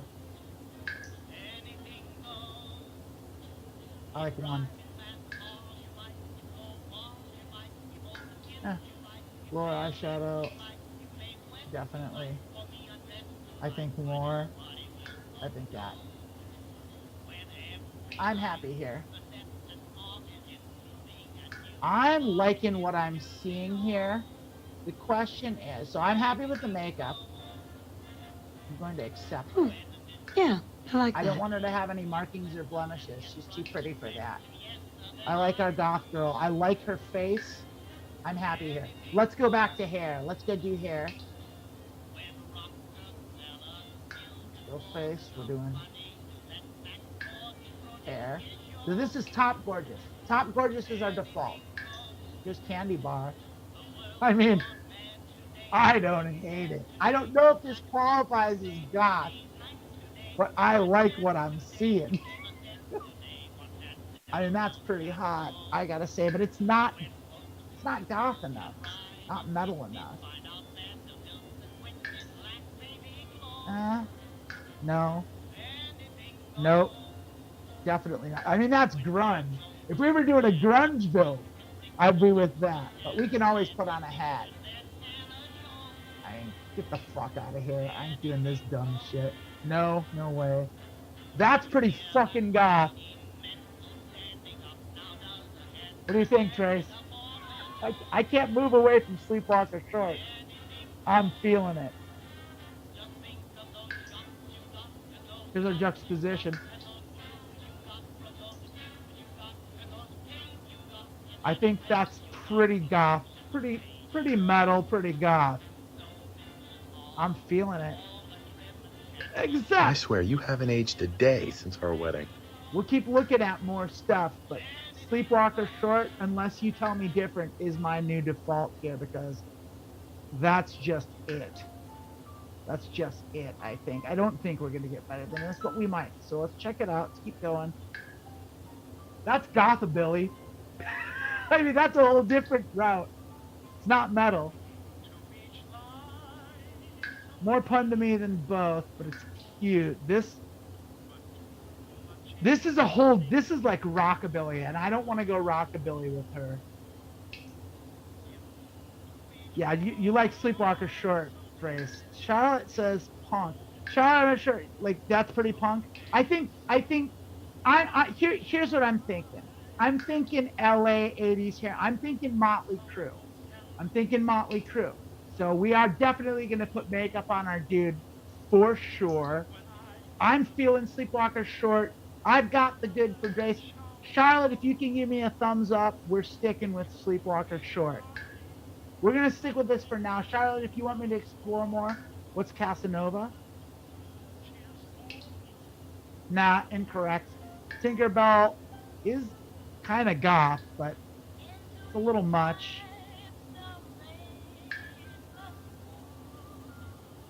Nope.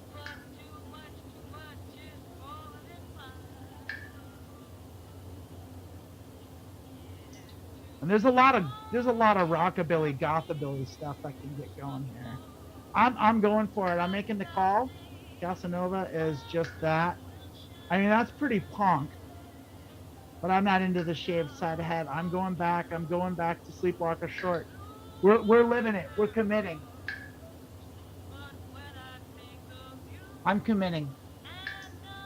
We can kind of scan these. We got Sleepwalker Short. We know where we're at. That's not terrible. That's what he's got. We can't have identical hair. That's unacceptable. Yeah, the rest of these are too prissy. I mean, that'd be awesome. Oh, that'd be beautiful if we were doing something else. I mean, I really like this, but it's not goth. It's not correct. That's not bad. That's pretty metal, but no, I think we're good. Nope. I don't want dreadlocks. It's all two. Yeah, we're going back. We checked it out. We've seen enough. There's so many. I mean, it goes crazy. Sleepwalker Short. That's our girl. Can we give her jewelry? Can we give her like earrings and piercings? Let's check that out. Let's do extras. Markings. Maybe it's in markings. No. I don't want her to have all this stuff. She's got to be beautiful and pristine. Taking away all her freckles. All of them. Blemishes, damages. It might be in makeup. Let's look under makeup. Maybe there's more. No, there's not. We can't give her piercings. That kind of sucks. Blemishes. Maybe we'll just check. Let's see what there's there. These are just, it's just nasty stuff. Damage. Scars. I'm not giving her scars. I'm not giving her any of that stuff. She's too pretty. Remove all. Heck yeah. Oh, shit! I removed the makeup. God damn it. I fucked up. Nothing. Lipstick. That looks nice. Blew it. I blew it. I'm so sorry. Eyeliner, waterline. Want that there. Yes. Oh. No.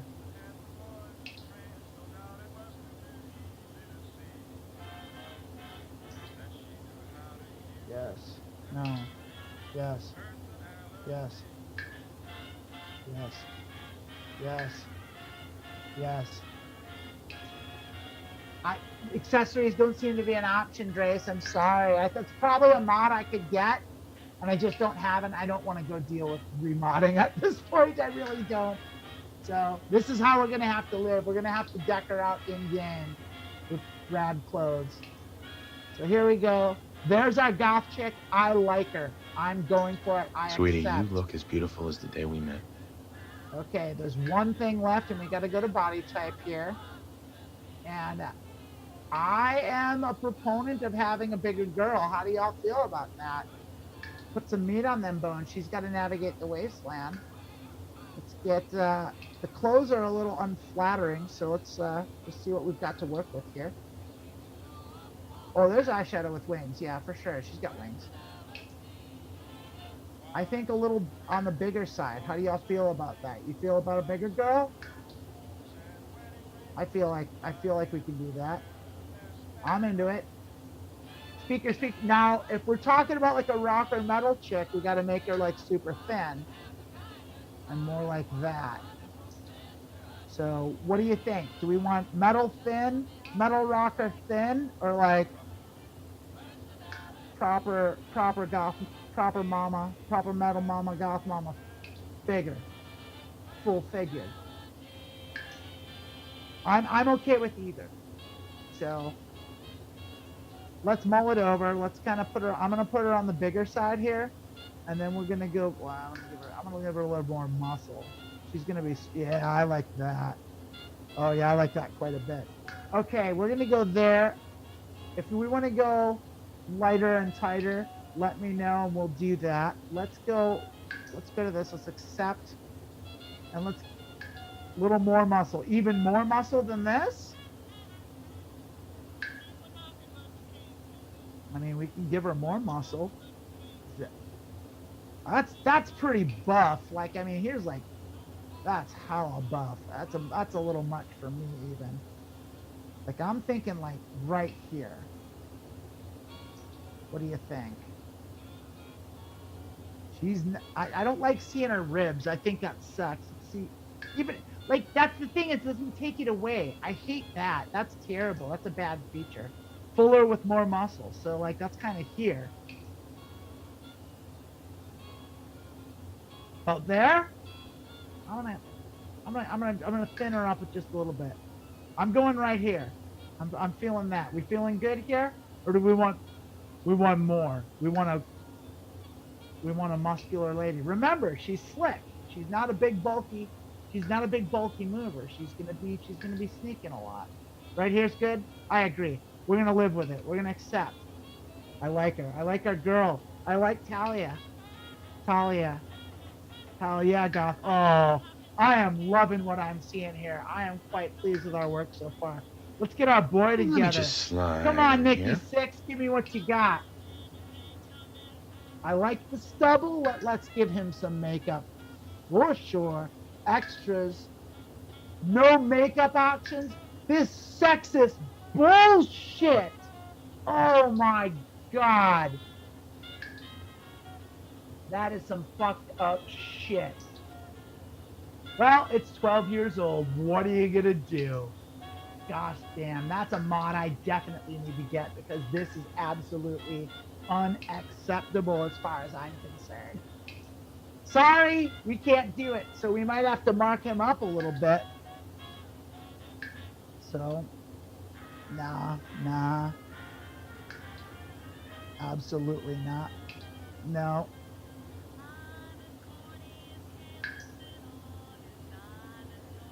We can do something with lip color here, so that's good. Eye socket shade, something.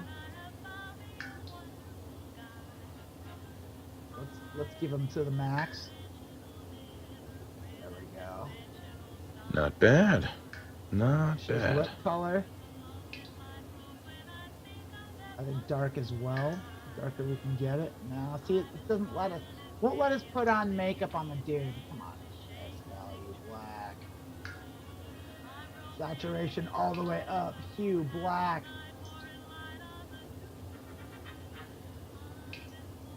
That's the best it can do. Oh, that is so jacked. I hate it. I hate it. Makes me mad. Yeah, that's some terrible nonsense. No one benefits from this garbage. There you go. That's what we got to work with. That's it. I am so disappointed. Let's see what we got here. Rough face? Nah. Our Rockstar ain't got no pockmarks. I ain't gonna give him zits either. Nope. No way. No way. Gaunt eyes. Now that's something I can get behind. Cheek creases. Definitely. Gaunt eyes. Definitely. Sun scorch. Yeah, he's from LA. Red nose. He drinks for sure. Splotches left cheek. Nah, we're not gonna do any of that. So we're gonna accept.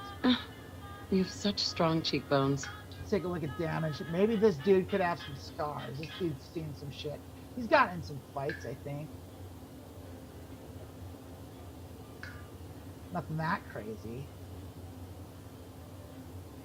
Let's see what we got here. I don't wanna...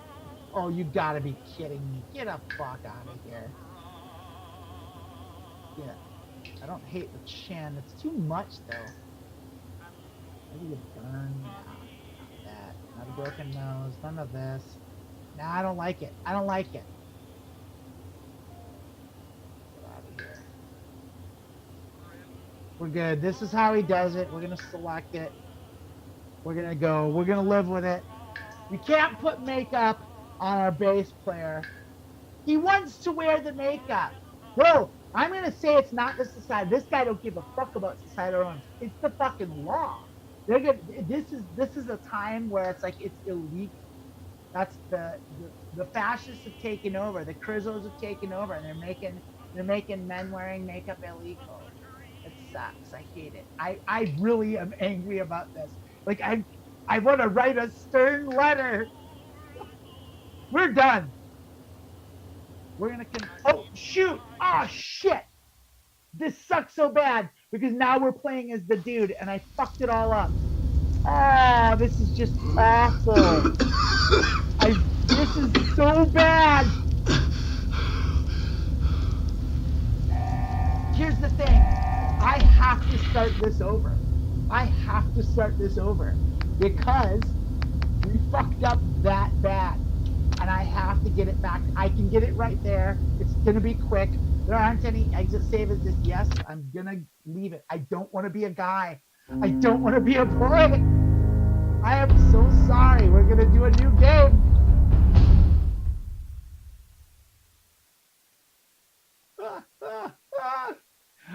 I am so embarrassed by that. Oh, I fucked up so bad. We're going to skip. We're going to go right.